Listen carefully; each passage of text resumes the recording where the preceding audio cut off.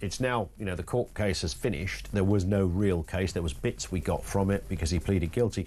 But there is a sense, really, that the story, in one respect, is only just beginning. Because it is I mean, how you had all that information about somebody and no one joined the dots is utterly remarkable. It shows the complete mess that our public services and public sector and 3 times to prevent, 10 times caught carrying a knife, calling Childline saying, I want to kill somebody. I mean, man alive, how much do you need? Yeah, exactly.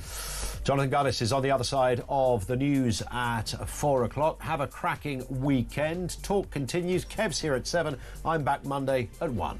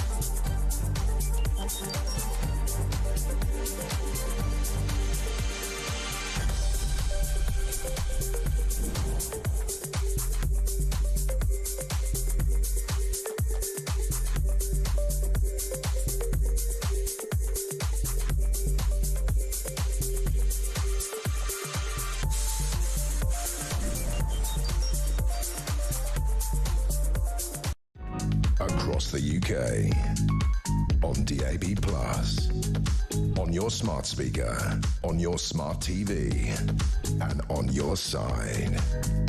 This is Talk.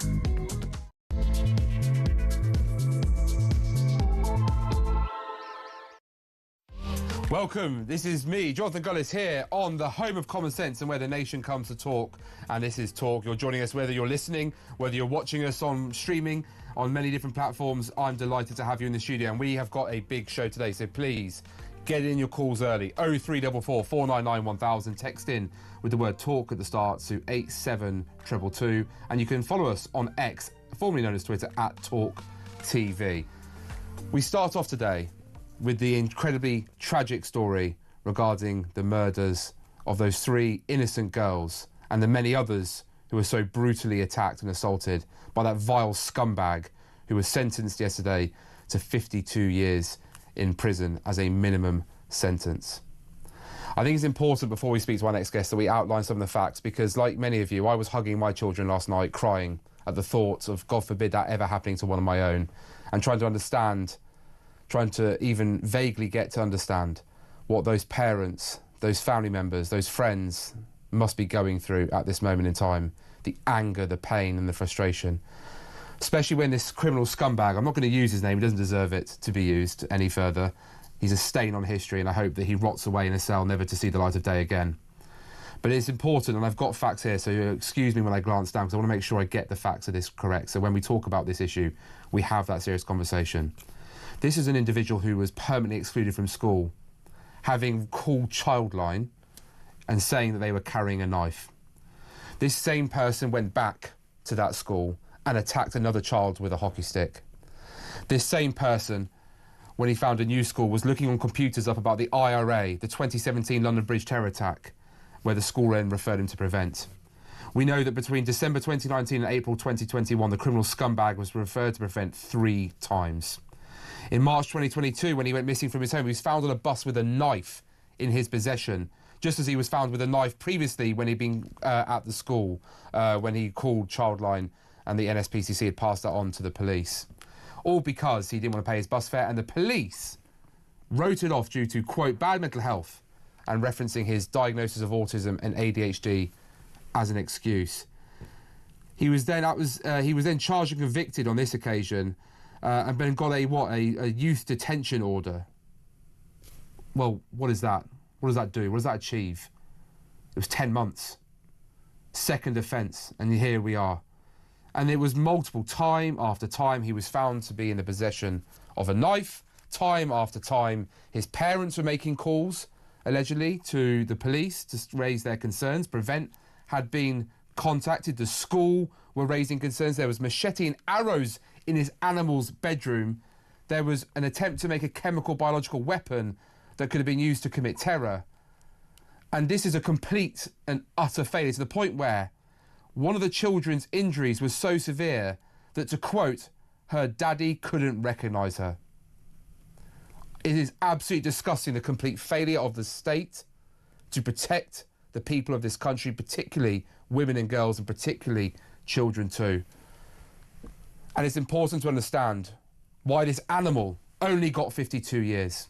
And I'm delighted to be joined by Simon Spence KC, who's a criminal barrister at Red Lion Chambers, on the line today, who's here to explain to us legally why we've had this 52-year sentence and whether or not maybe this could be increased, as the MP for Southport, Labour MP for Southport, has actually written to the Attorney General asking for the sentence to be reviewed as part of the unduly lenient sentence scheme.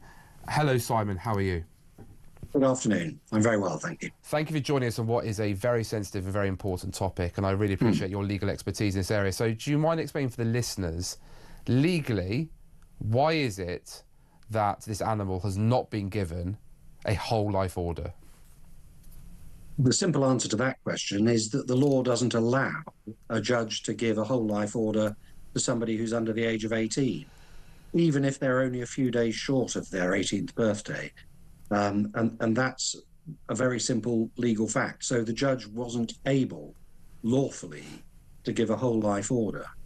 What he has done is given a minimum that he has to serve, which means that he'll be at least 70 before he's eligible to apply for parole. And as the judge said, and rightly said, the likelihood of him ever being granted parole is very slim indeed. And so in all but name, it seems to me it is in fact the whole life order. Now, I think he was just shy about 8 or 9 days of his 18th birthday, which obviously would have then allowed the judge, as you say, legally, with the sentencing guidance that you're given, to be able to apply the law and make it a whole life order without any possibility of parole. The judge has said that there may be, or the interpretation anyway from what he has said, is that had there been the opportunity to give a whole life order, he would have granted it. Do you think legally we need to look at whether or not whole life orders can be applied to children, seeing as that we do accept that people as young as 10 can be responsible criminally for their behaviour? Is it time to accept that with the world that we live in today, ever more dangerous, ever more easily able to access online harmful materials and be radicalised online, is it time that we maybe extend whole life orders to children as well? I'm not going to duck the question. That's really a matter for Parliament, not for me as a lawyer. As a practising barrister who does criminal cases, and many of them murder cases, quite often involving young defendants or very young victims, we have to apply the law as the law is. And Parliament, in its wisdom, passed the Sentencing Act in 2020, they included in it a schedule to that act, which sets out the different levels of sentencing of minimum starting points in murder cases. I think the important point we mustn't lose sight of is that he has been given a life sentence. That is fixed in law. However old or young you are, if you're convicted of murder, you get a life sentence, whether at Her Majesty's pleasure for young children, custody for life as a teenager, or imprisonment for life as an adult. And so he does have a life sentence. All the judge has done is set a glimmer of a possibility that he will be eligible for parole at the age of 70. And if you think about it, that's 52 years ahead for somebody who's only just 18. So it's a huge part of their life. And whilst I understand people's frustration, it's a matter for Parliament to change the sentencing regime, not for me as a barrister to lobby either one way or the other. And do you think, sorry, Simon, and by the way, as a former member of Parliament who served obviously the constituency in Stoke-on-Trent North on the governing benches, you are indeed correct. Parliament is responsible for creating the law, amending the law, and changing the law upon the circumstances that present itself, or even indeed legal challenges that we ensue. And I think it's important that sometimes it gets confused and I think misconstrued about what a judge does. I think the idea that I think sometimes there is a lot of rhetoric around the judiciary and sometimes lawyers as well. And actually, I think in most cases, I'll always say there's a handful, Simon. That's just my personal view. But I think in most cases, most lawyers are acting within the interest of the law. And the law as it's been written and interpreted, it's up to parliamentarians to write better laws, to make sure laws are watertight, to make sure they've taken into the holistic consideration of all aspects of that law, and indeed look at whether or not they're re-replicating, rewriting, or simply actually just adding on to existing laws, and whether or not that's adding further confusion for the legal and judiciary system to understand. And I think that's a challenge for parliamentarians. Obviously, there's been this trial has been absolutely horrific with the details that have emerged. You, as you say, have worked as a criminal barrister. Is this the worst case you've heard of or come across in your professional career? It's certainly one of them, and given his young age at the time, probably. But you only have to look back over the criminal history of the last, say, 30 years. I've been at the practicing bar 40 years this year, and in the prosecution of Steve Wright, who murdered the women in Ipswich. Harold Shipman, of course, and what everyone makes of the safety of the conviction, which is being debated at the moment, Lucy Letby, and of course the Yorkshire Ripper and so forth. I grew up in Yorkshire at the time of his reign of terror. And I think what is so striking about this case is the youth of the victims and the targeting of a young dance class and the careful preparation that was made. That is what makes it so horrific. And the fact he was short of his 18th birthday. I, in fact, defended a 15-year-old who was charged with the murders of 2 random strangers in Colchester a few years ago. So I have some insight into how these cases were. And I think that the tension is between public outrage at what's happened and the sentencing process, which by definition has to be objective, and to that extent, human emotion to some extent has to be put to one side. And if I may say so, I think the sentencing judge in this case struck exactly the right balance in that very difficult exercise.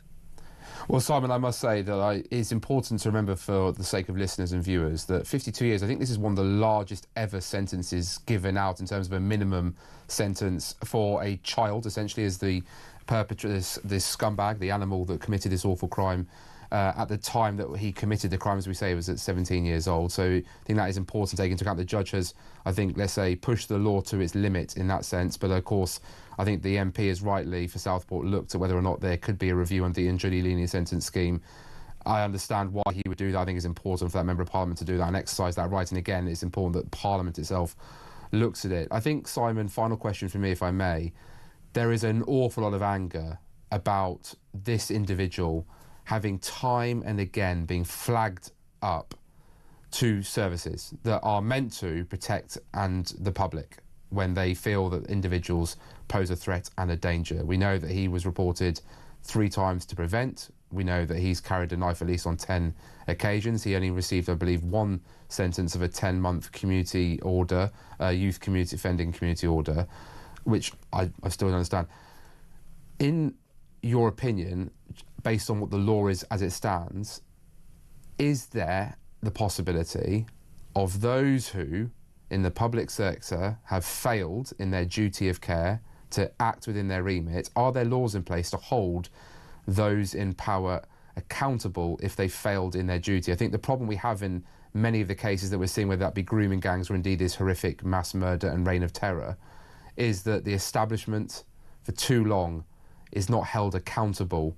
There's a review, there's a paper that's produced, some laws are changed, a couple of people may be let go, but ultimately no one's ever really brought to court. No one's ever really made to face the real consequences of their negligence. Are there laws in place that would allow people to be held accountable?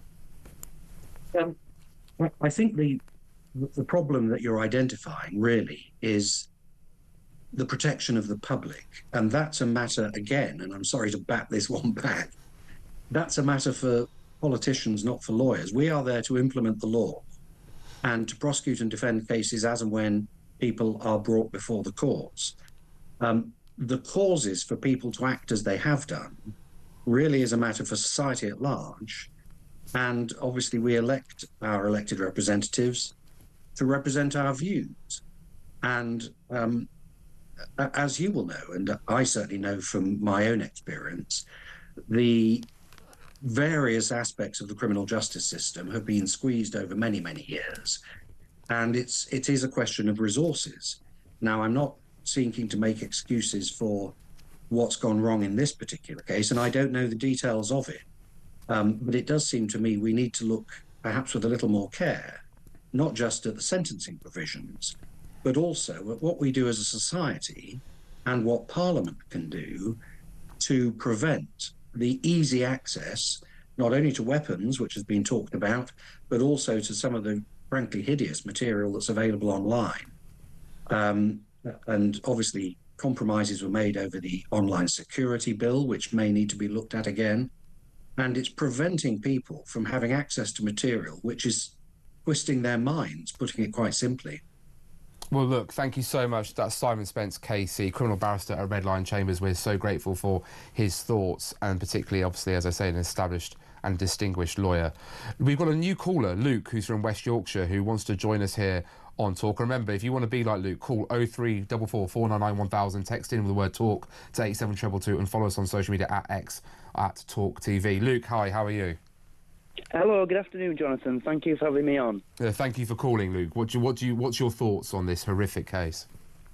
Okay, well, so I've been watching a lot of the coverage, and the reaction from members of the public figures, everybody. And I think if anything comes from this whole horrific situation, it has to ignite a conversation about the way in which we punish people who do this kind of thing, because it's just not good enough. It needs to change, you know.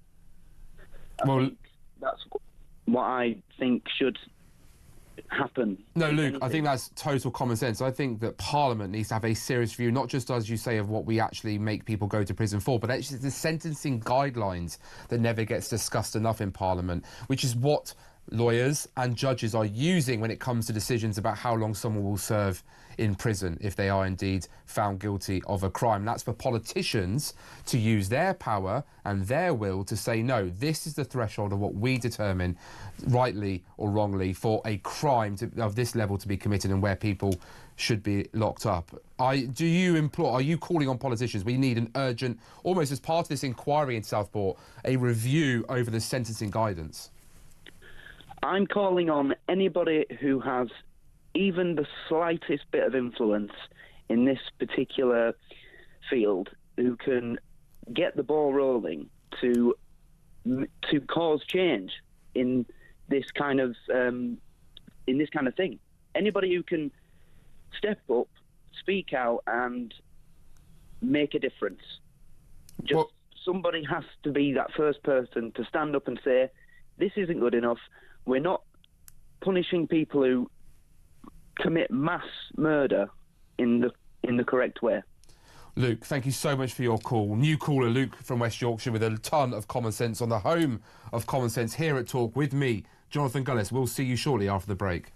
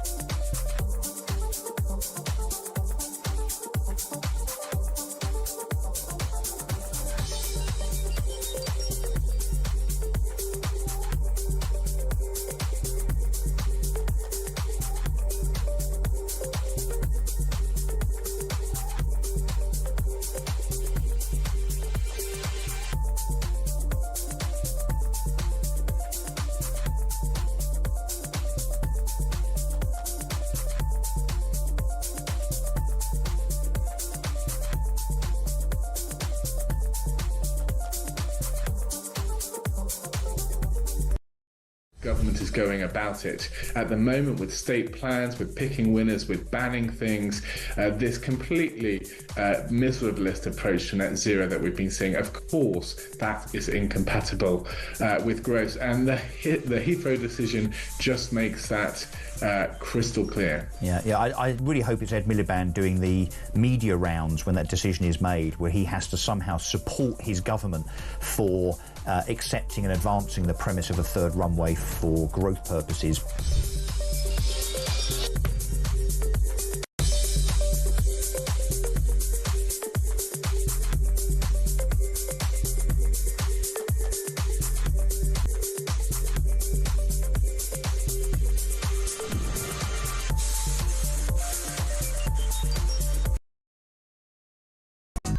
On DAB Plus, on your smart TV, and on your side. This is Talk. Welcome back to the home of common sense here at Talk with me, Jonathan Gullis, stepping on Drive Time. I'm delighted to be joined now by the political spectator, James, from my favourite conference in West, which is undoubtedly going to be his flourishing career in his early days. But James, thank you so much for joining us. I want to get to talk more about this supposed or alleged custom-style deal that will become track. I've seen reports today coming out of Downing Street that are saying, looking at reviewing sentencing, obviously related to what's happened with Southport, but they do not intend to change the rules when it comes to whole life sentences starting under 18. They say, due to international law which they respect, which in the law, so whole life orders could be given to children. Is this a row that's about to brew? Well, it's a difficult one because, I mean, in the sense that it is quite technical. Obviously, no judge, I don't think, was ever going to let out this awful man for what he did. And so therefore it does become quite a technical issue. And I think a lot of the anger has been felt and swirling around. I'm not sure necessarily it's going to find its avenue in this, really. As you say, the Conservatives actually were the ones who, I think in 2020, introduced the current sentencing laws around for under 18s. This Axel Ruder-Cabana has been given 52 years. It's unlikely he'll ever be let out of prison. I imagine there'd be a huge storm when there was. But clearly, I think some politicians, Kieran Badenoch is keen to try and make an issue and say this needs to be reviewed, this needs to be looked at. Frankly, I don't see that going anywhere. And I also don't think that Reform are going to be successful in their call for the Director of Public Prosecutions to resign as well. Well, indeed. What is it, Reform? Why Reform, just out of interest for our listeners, James, calling for the Director of the CPS to go? Yeah, they're saying it's about sentencing guidelines. They're saying the fact is there needs to be better guidance on this. And actually, the judge was only following what the DPP has done on this. So they think that it's time for them to go and have a new person at the head of the Crown Prosecution Service in order to introduce better sentencing guidelines. But I don't think, from talking to people of the government, I don't think there's any likelihood of that happening anytime soon. Now, switching up the conversation to look at what's going on with the Great Reset, as Sir Keir Starmer and his government are keen to tell us when it comes to our relationship with the European Union. There has been talks about the Pan-Euro-Mediterranean Convention. PEM, I believe, is the abbreviation for it. We always love an abbreviation in politics. Because the EU's trade chief, Marko Sefcovic, has said that the UK should consider joining. Now, there are some people saying this is essentially a single market customs union kind of arrangement where you have tariff-free access across Europe and it's related to some rules of origin. There are those, I think Dan Hannan, a prominent Brexiteer, has actually said it's nothing like the customs union at all. The rules of origin are much looser, and so everyone just needs to calm down. I think Dan Hannan's kind of sort of indicated there's some positives. He's a member of the House of Lords for the Conservatives. What is it, James, going on here? Is this something that the UK and Keir Starmer is seriously considering? We've kind of sort of had it flirted with, but nothing ruled in nor out by number 10. Yes, so one of the main priorities of the Starmer government in foreign policy has been getting closer ties with Europe. They see it for two reasons. Number one, economic growth. They think that all the indicators suggest that if we have closer ties with Europe, that will improve our economic chances. Looking at some of the red tape, removing that's affected businesses. And second of all, because they also want to have a good relationship with Europe, because they want to work together on a range of different areas, not just trade, of course, but also on migration. So they're very keen to have this dialogue, and the sense is with Europe that if you have a closer tie on trade, that will therefore bleed into closer ties on migration and lots of pan-continental partnerships, etc. One of the first things that Labour did when they gave an office was to make the Cabinet Office, run by Nick Thomas-Symonds, who's the Minister of State level there, in charge of EU negotiations. And that's something there's been a lot of work. He's been shuttling back and forth between Brussels and London to try and find a way of getting this deal. I mean, at the moment, Jonathan, it's too soon to sort of tell about the details when we talk about trade. Obviously, it's an immensely complex, difficult area in terms of the customs union. But the fact that people like Dan Hannan are saying, look, hold on a sec, this isn't a kind of great plot to get us in, I think will reassure some concerns around this.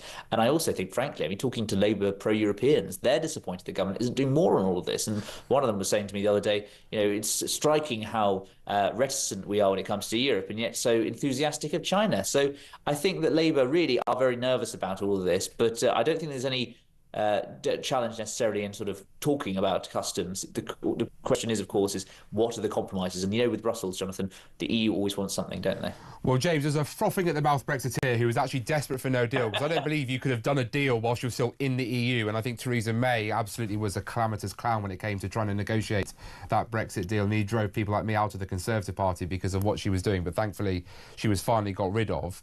When we see the mess that has been inherited, no undoubtedly, from the Conservatives, where a deal was essentially done, but an awful lot still needs to be worked out. We know that there's some businesses that are still clearly being impacted when it comes to the frictionless trade is meant to be, but ultimately is still facing import checks and charges. I know in the ceramic sector they get quite frustrated with how different European countries are sort of bending the rules to play games and take a bit of extra money out of British businesses' pocket.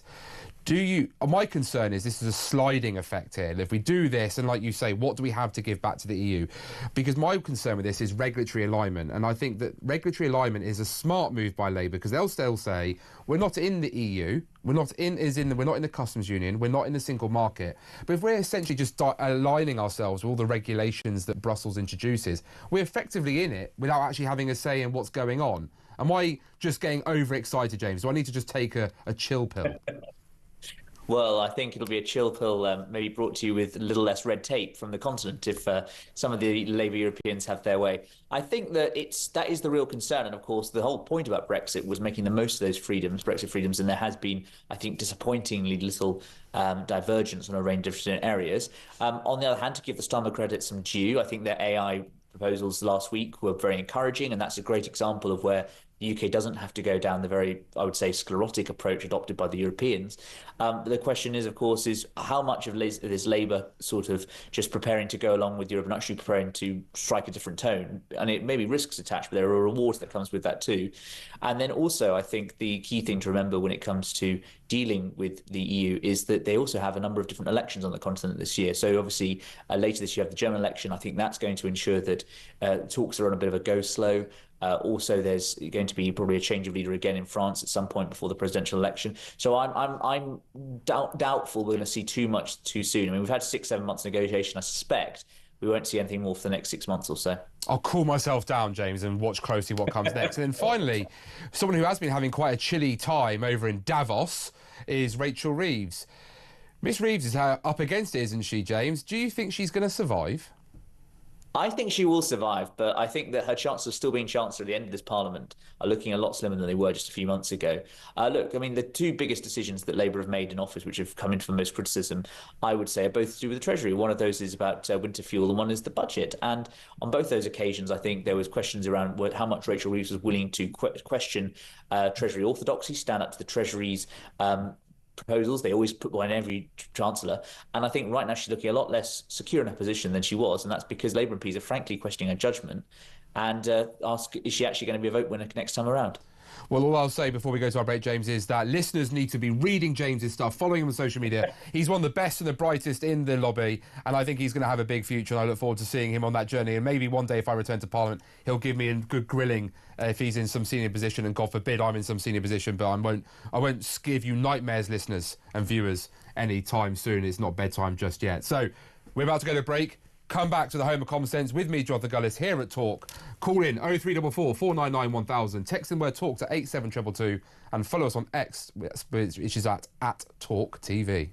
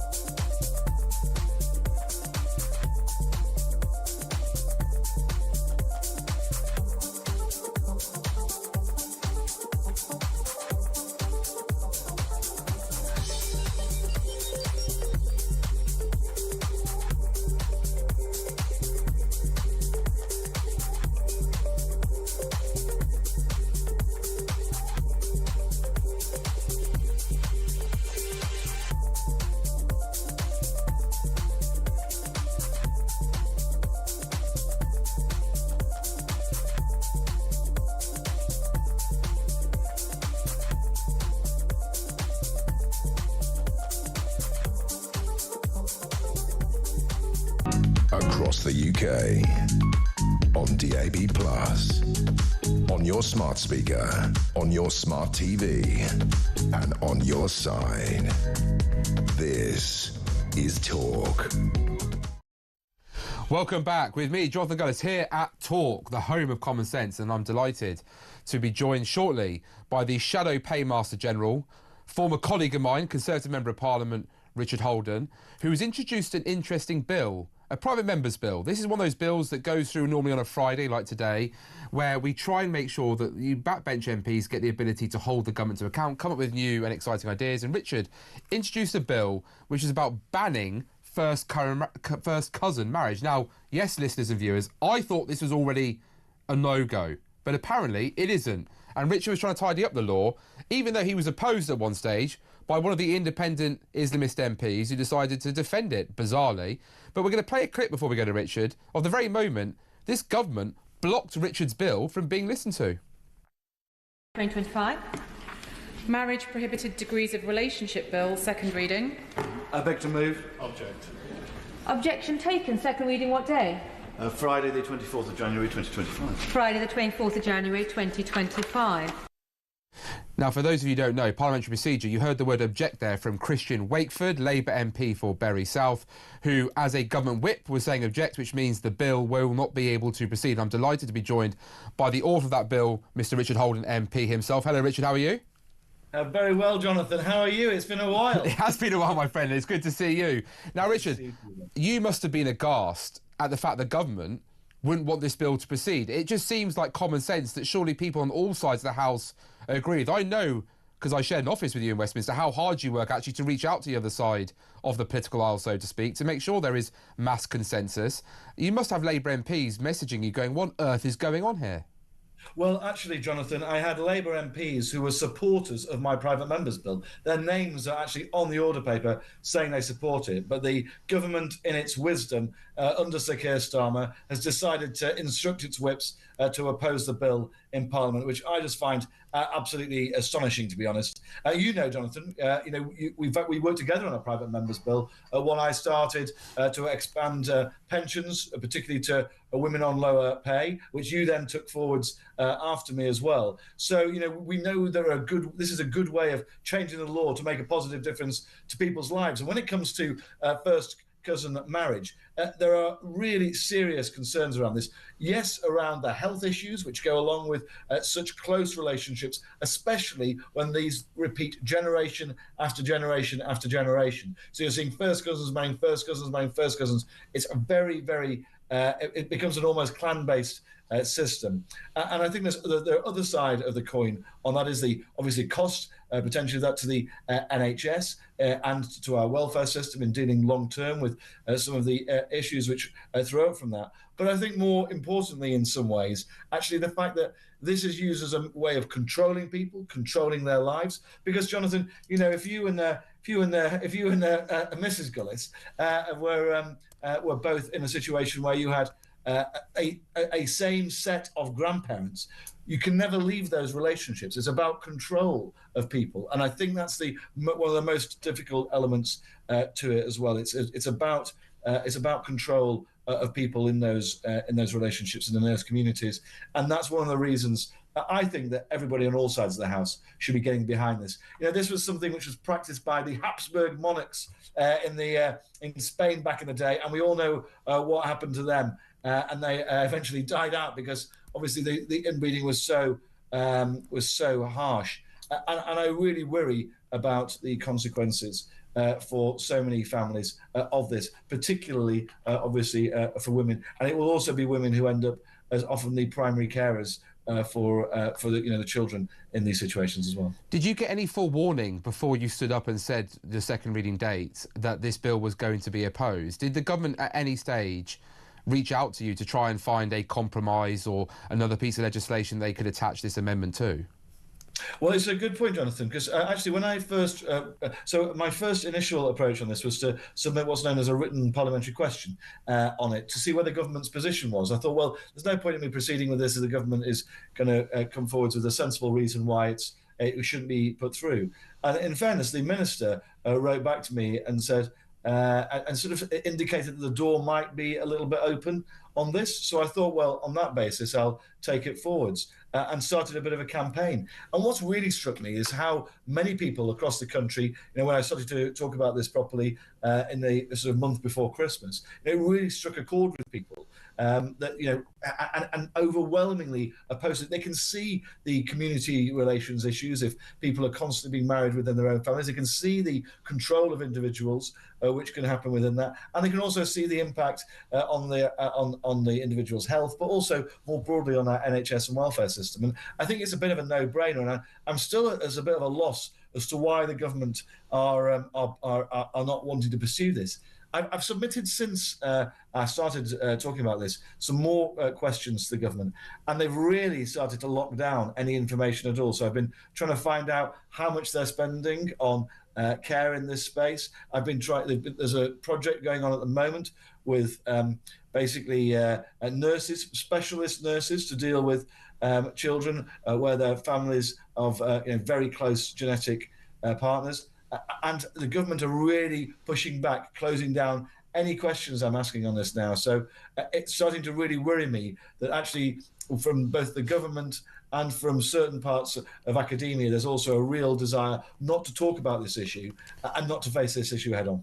Well, look, I implore our listeners and our viewers to look into what you were trying to do and actually contact your local member of parliament, whoever they are, whether they be Reform, Labour, Conservative, Green, Liberal, Democrat, and demand that that member of parliament get behind Richard on this particular bill, because it seems astonishing to me that this even exists. It should be clearly outlawed, and I think it's wrong that the government hasn't reached out to you and found a way, as you say, when you've already got cross-party consensus from Labour backbench MPs, Conservative backbench MPs, to find a way through. This is actually when Parliament usually works at its best, and to just be shut down the way it has been and to not have had further contact to find another way, a negotiation which happens regularly on legislation, I think is truly shocking. Now, Richard, if I may, obviously there's a lot of stories going around. Rachel Reeves is in Davos on her hands and knees begging millionaires that she actually has got their interest. She's so keen, in fact, she's going to make compromises when it comes to non-doms, but still screw over pensioners, screw over farmers. What's the feeling for you in Parliament about Rachel Reeves? How long is she going to last? Has she crushed the economy, or are we all just being a bit unfair on her? Well, look, I mean, it's pretty clear to everybody that her mini budget has done untold damage, and that's to those pensioners in facing those cuts to the winter fuel allowance. I've had, honestly, Jonathan, I've had so many people getting in touch. My mailbag is the biggest issue that's hit me since the general election.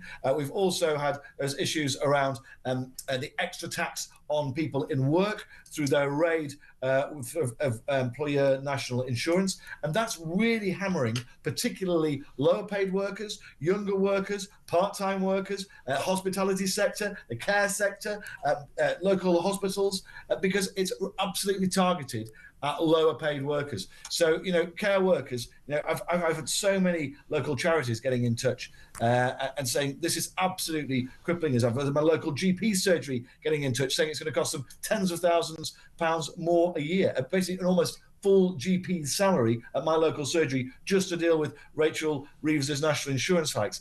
And you can see it in the economy from the employment stats in the last couple of days. There is, for the first time, we're seeing real weakness in the economy. For 14 years under the last Conservative government, we were creating jobs day after day after day. Over 4 million net over the course of that parliament. Net 4 million jobs. I think that's almost 800 jobs a day. And for the first time in years, we're seeing levels of weakness not seen since the last Labour government when it comes to employment, and also, crucially, Jonathan, when it comes to the amount of money we have to pay on our debt, interest on our national debt. Just since Rachel Reeves came in, we're now having to pay an extra £10 billion a year. Now, that number might just sound so big that it's difficult for your viewers and listeners to deal with, but that basically means an extra 2% on the basic rate of income tax is, rather than going into paying for our public services, is going on to debt interest. That's those choices that Rachel Reeves made. That's the impact it's having on everyday lives. I'm pleased to hear you talking about debt, Richard, because actually what I've admired most about other countries, particularly like Argentina with President Milei, is that you have to have those frank and honest conversations. In fact, President Trump was very frank as well about the massive $1 trillion debt that Biden enacted on the American people through his Inflation Reduction Act, which actually didn't help really to reduce inflation and ended up probably going in the pockets of shareholders and board members rather than people on the ground. I don't think Labour have quite grasped the fact that, as you say, £10 billion, just for the listeners and viewers' reason, is actually the headroom that Rachel Reeves left herself, the safety net that she left herself in her budget. If that's now disappeared, what's Rachel Reeves going to have to do at the budget? It would be quite extraordinary if in March, when she's just meant to be reading out the statistics and ideally in her world telling us lots of good things, she may have to actually, Richard, is it not true, come off the fence and actually either cut massively public spending, which goes against the whole growth agenda Labour banked their electoral success on, or massively hike taxes even further on working people, even though they don't know what a working person is.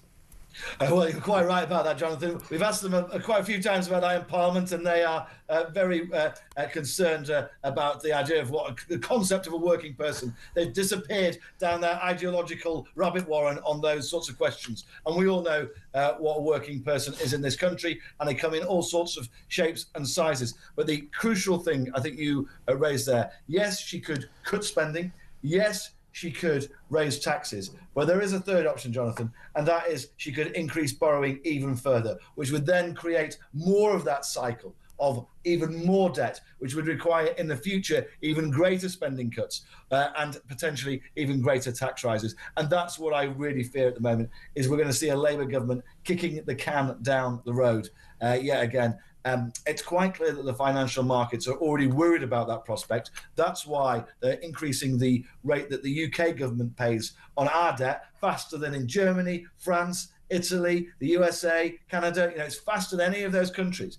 And why? Because they're worried about the Labour government at the moment and its financial profligacy. They came in, and some of the first things they did were give massive inflation-busting pay rises with no to the public sector paymasters, with no question about whether there should be any form of reform to go alongside that. And I think that's what spooked the markets all the way through, is that Labour are basically repaying the people who bankroll them with no question that there should be any reform alongside that.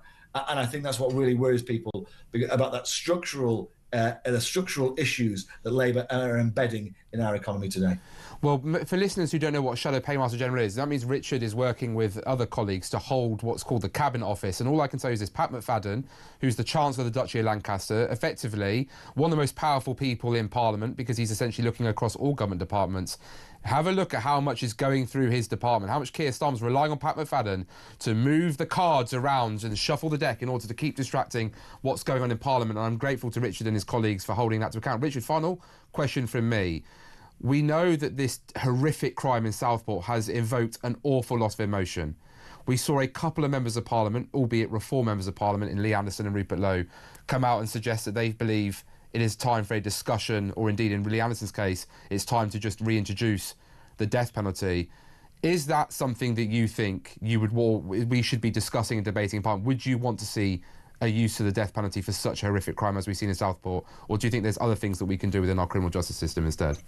Well, the one thing which really saddened me, actually, was the fact that this barbarous criminal was 9 days too young, I think, to have a full life term. And the judge in this case said if he'd been that 9 days older, he would have given him a whole life term without the possibility of parole. As it is, the judge thinks he will end up spending the rest of his life in prison. I think it's a minimum of 52 years now. I think that we've got to a situation where if people are spending the rest of their lives in prison, I think in a way it actually doesn't allow them the way out, because they're going to have to contemplate it for every single day until they reach a natural death. And I think that actually in some of these cases, I want to see them have to do that, because those young girls who died in Southport, I grew up in the northwest of England as well. We used to go out to Southport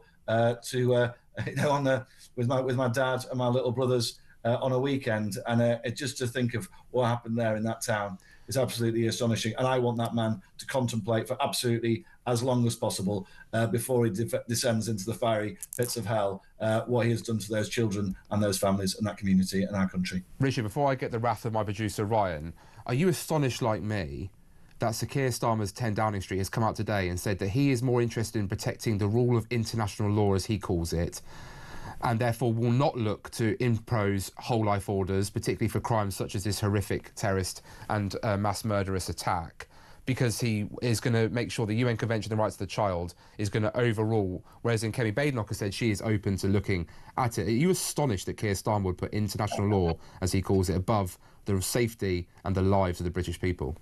I am astonished. I think Kemi's response was exactly the right one. We obviously need to look at this. When people are, I don't see any issue in giving discretion to judges in instances like this. This isn't about, this isn't about rights of the child. Right? This is about somebody who, in one case, and the details of this case are so horrendous. One of these children was stabbed, I think, over 100 times by this. I'll say animal. Don't you worry, Richard. I'll say animal for you. Yeah. Well, it's just horrendous, and I do think that needs to be properly looked at. And I would say, Keir Starmer, when it comes to every woke cause, he always takes the knee to it. And when it comes to, we can see that with what happens as well when it comes to the British territory overseas. He's now trying to pay £9 billion to get us to make us surrender one of our own overseas territories. So whether it's those macro international geopolitical issues, or whether it's issues which affect people's lives in our country on the streets around some of the most heinous crimes, it's clear he's not on the side of the British public. Whereas on both of those issues, I'm glad to be supporting Kemi in a party where we really are on the side of the British people. Well, thank you to Richard Holland, Member of Parliament for Basildon and Bailiwick, Conservative and the Shadow Paymaster General, for sharing us his thoughts today. We're going to go quickly to the break here on Talk at Drive Time with me, Jonathan Gullis.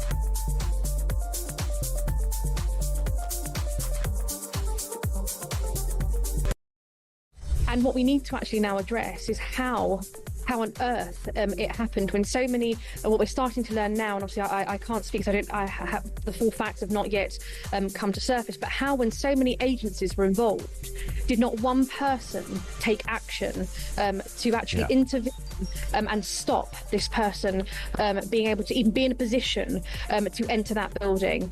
There are no excuses at all for what this person did. It is absolutely nothing but pure evil.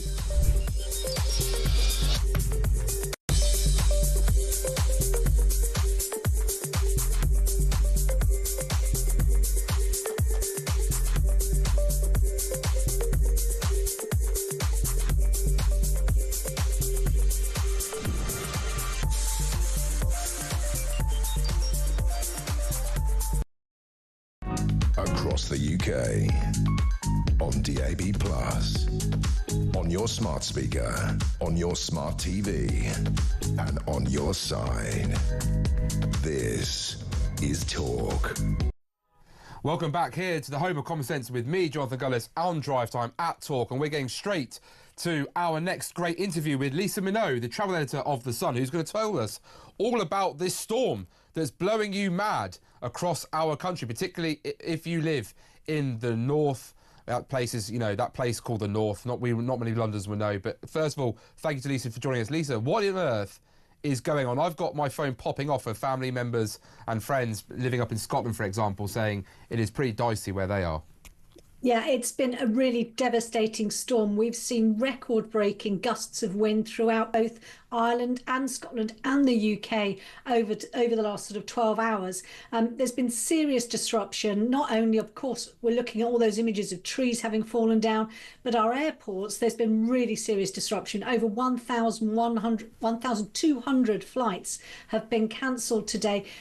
Countless more have been delayed, and that's impacted all the way down into our London airports, as well as obviously the likes of Dublin and Edinburgh and Glasgow, really seriously affected.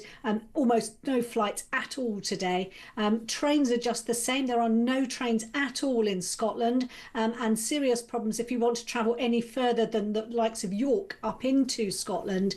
And all train services seem to be having issues at the moment with branches on lines. It's pretty rough out there.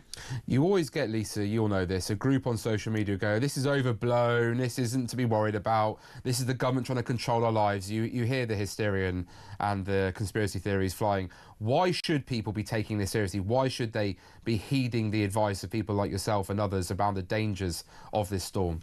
Well, the Met Office don't issue these red warnings lightly. This is when there is a danger to life. And we have seen in past people being injured in cases of trees falling down, roofs flying off buildings. This isn't a joke. This is something that has to be taken seriously. I was looking at images of the centre of Glasgow just a few minutes ago, completely clear. People are avoiding the streets at all costs, because why would you take the risk if you're going to be really seriously injured? And we have seen these record-breaking winds. These are winds that are being found to be more than we've ever had before since records began. So it does make sense. Listen, let's just all pretend we're back in the pandemic and working from home if you can. And actually the likes of Tesco and Lidl, they have recognised the fact that there is that danger to life. That's why they've closed supermarkets up until about 6:30 tonight in the case of Tesco's, in those really impacted areas in Scotland, because they don't want their workers having to get into to get in and get into danger in the meantime. Hopefully, this is a very fast moving storm. It will pass in as quickly as it's pass out as quickly as it's passed in, but we are still going to see significant disruption across the roads, the railways, and obviously the air over the next couple of days. And out of interest, what does this do, these type of storms, to, like you say, the travel industry, hospitality, and obviously, of course, elderly relatives and friends and families too? I mean, I'm always intrigued that when you've got that many flights being grounded, that many the entire railway, you say, in Scotland shut down entirely, that must do humongous damage to the economy. And of course, at a time when everyone's feeling the pinch and businesses are struggling, that must be really impactful. It very much is. I mean, if you take the case of, I was hearing someone earlier on the radio talking about there are care workers. So, this is a company who owns lots of care workers. They go out into the community and they were really struggling. There was trees down on roads. They couldn't get to actually care for the people that they are trying to care for. So this does have a serious impact. And of course, in terms of the airlines, even though this is not their fault, they have a legal responsibility to look after every single passenger. So those who are delayed and find their flights cancelled may have to stay in hotels overnight. That's all going to be paid for by the airlines. Again, that's quite a significant cost when you're talking about hundreds of thousands of people impacted. And then final question for me on this one, Lisa, if I may. Do we have any indication of, as you say, the storm should come in quick but also then depart quickly? Do we have any indication when we're expecting some level of normality to return to the shores, particularly in places like Scotland, as you say, where rail today is being cancelled entirely? I think it's going to be an improving picture tomorrow, and hopefully things will have settled down by Sunday. But I think we're still going to see, with so many people out, without electricity at the moment, this isn't going to be over and done with quickly. There's going to be a lot of infrastructure that's going to have to be replaced and repaired. So it's going to take a little while to get back to normal. Well, Lisa Minogue, thank you so much for joining us, the travel editor of The Sun, for letting us know all about Storm Owen, I think it is called. If I've said that wrong, I'm sure I'll get moaned out in the ear. So apologies for that. But it is important important that you abide by the warnings, okay, listeners? We want to make sure that you are safe. Just want to read out a quick few texts that we've had. We've had a text come in from Zoe in Lancashire saying, this monster, this is about Southport, by the way, this monster won't see 52 years. He'll have his death sentence in prison. I think there will be a lot of people who would not be sad to hear anything happening bad to him. We've got another one here about, afternoon, Jonathan, there is a total shutdown of law and order of our streets. It is becoming the Wild West of the world. If anyone is caught with a knife in their possession with intent to cause harm, there should be a prison sentence for adults and a ball stall for children. Murder on our streets is becoming commonplace, and even children dying from knife and machete attacks are growing at pace. This is a shame on our country, on our police force, our judiciary, our government and our left-wing establishment in general who have let this happen, mainly for racial reasons. That is Claire, who's sent us in on WhatsApp. Remember to join me here on the Home of Common Sense at Talk with me, Jonathan Gullis, on Drive Time by calling in 0344 499 1000, texting the word TALK to 87222. Follow us on X at talkTV. We want to hear your views on the home of common sense, because it's important that we have your voices heard. And we got another big hour coming up shortly. Please make you join us after the break, where I'll be joined by the fantastic Ben Habib to be looking at what's going on in Southport and, of course, going on with the Customs Union too.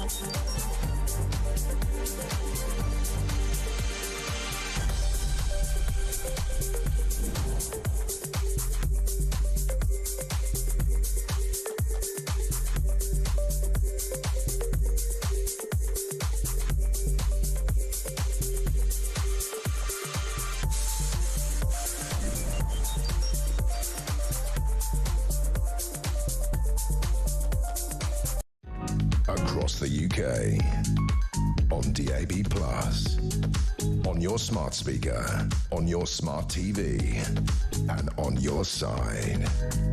This is Talk.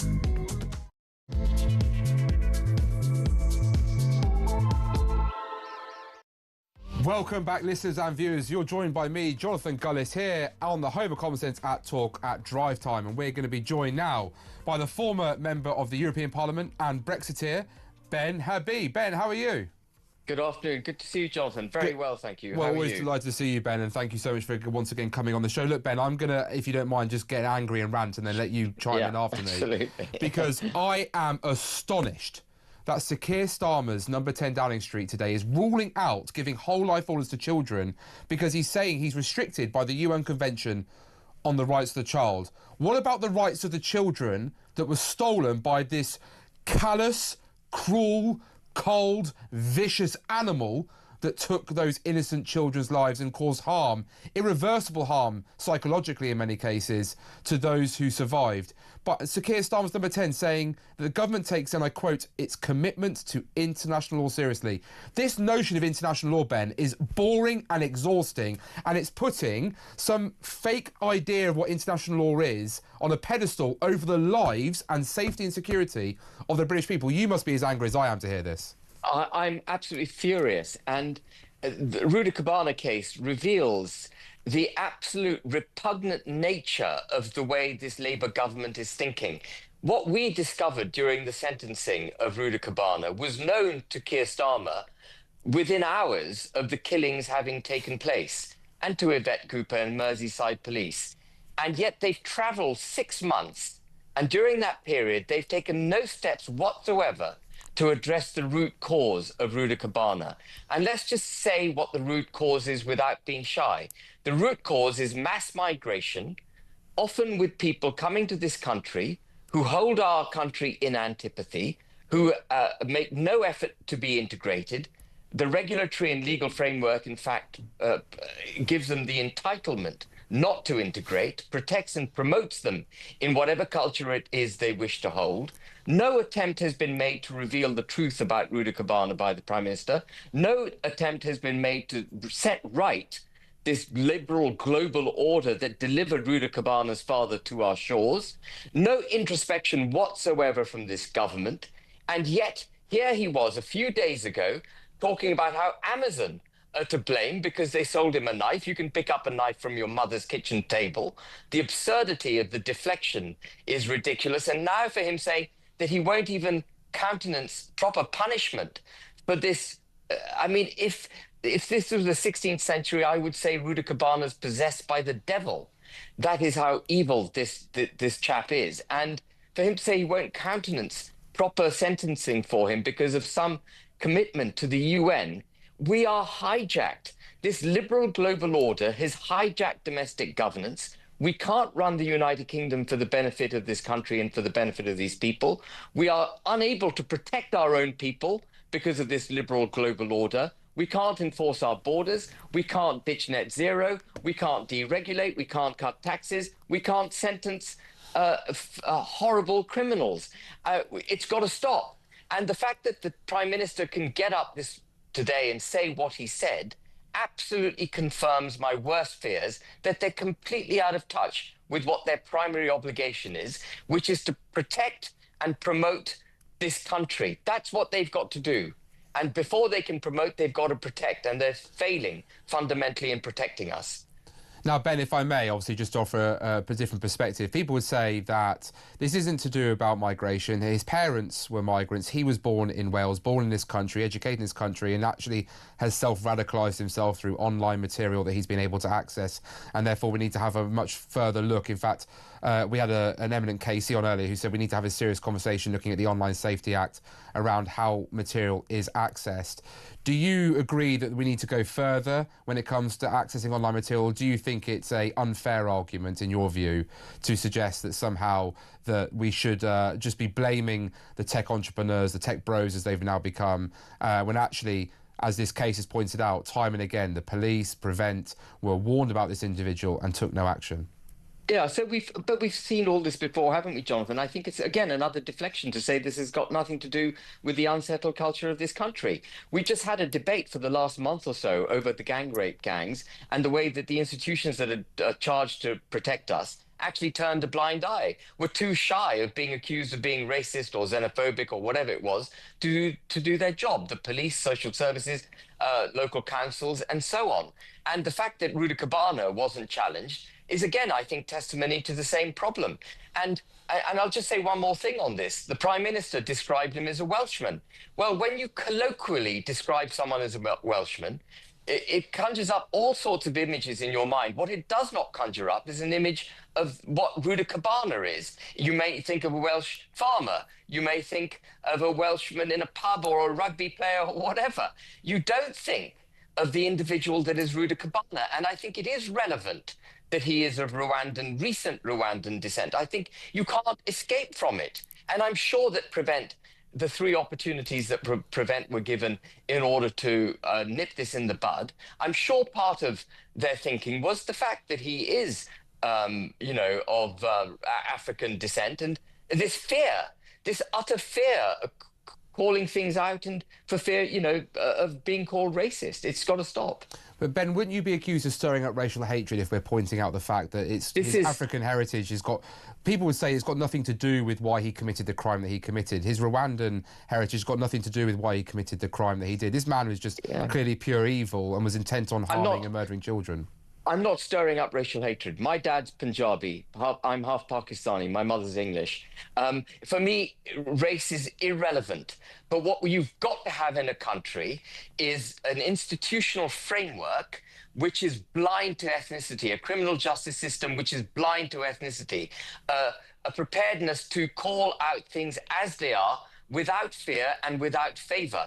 But when you take into your country the masses of number of people that we've taken in from lots of different cultures, it's not the color of the individual that matters, it's the culture and the values that they hold. When you take them into your country at the rate we've taken them in, and you have no vision on integration, and you in fact create a regulatory and legislative framework that protects their right to practice their culture and their religious beliefs and so on in the country, promotes them, and often, as again, Jonathan, I'm digressing, but as we've seen, recruitment policies from the RAF to GCHQ to the Bank of England focus on the ethnicity of people, not their ability to do their job. You are undermining the country, and we've got to stop it.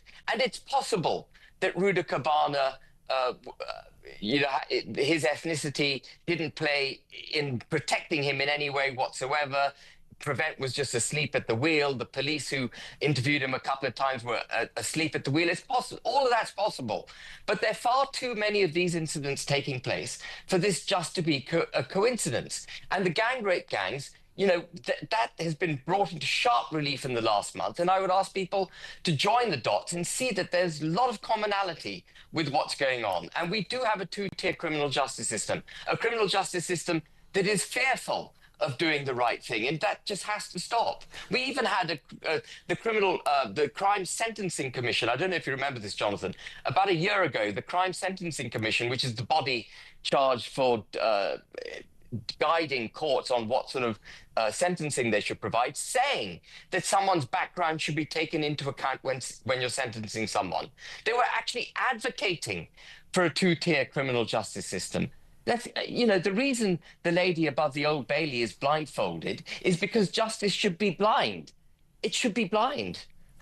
Well, look, Ben, I would definitely agree with you about the complete failure of our public services. And I think that what I'm concerned by, and I'm sure you will be too, is that this animal's been caught numerous times with a knife on him. And yet the most I can see he ever received was a 10-month youth community order, whatever the hell that is meant to be. Yeah. Do you think, and understandably, the public will be outraged if there isn't some sort of prosecution against those in power, the establishment, whether that be in our police, whether it be in Prevent, whether it be in social services, whether it be in the education sector, for negligence and failure to act when they had so many warning signs about this individual, and yet nobody, as you say, joined the dots. I'm getting sick and tired of the establishment always ending up getting the ability to write a review. You'll always end up seeing one or two people being sacked, normally made redundant, let's be perfectly frank, and then move on, but never actually held properly to account. For the public to trust public services, they need to see that when there's been negligence in the public sector, like the private sector, not only will you be kicked out of the door, but in some cases, particularly in the private sector, you can be criminally held responsible for failing to do your duty. And Jonathan, you've hit the nail absolutely on the head. And that's why the inquiry into the gang rape gangs is so important. Because if you don't have a proper inquiry and really hold to account those who should have been protecting us, you can't move forward with confidence in your institutions. The British people will have no confidence in their institutions.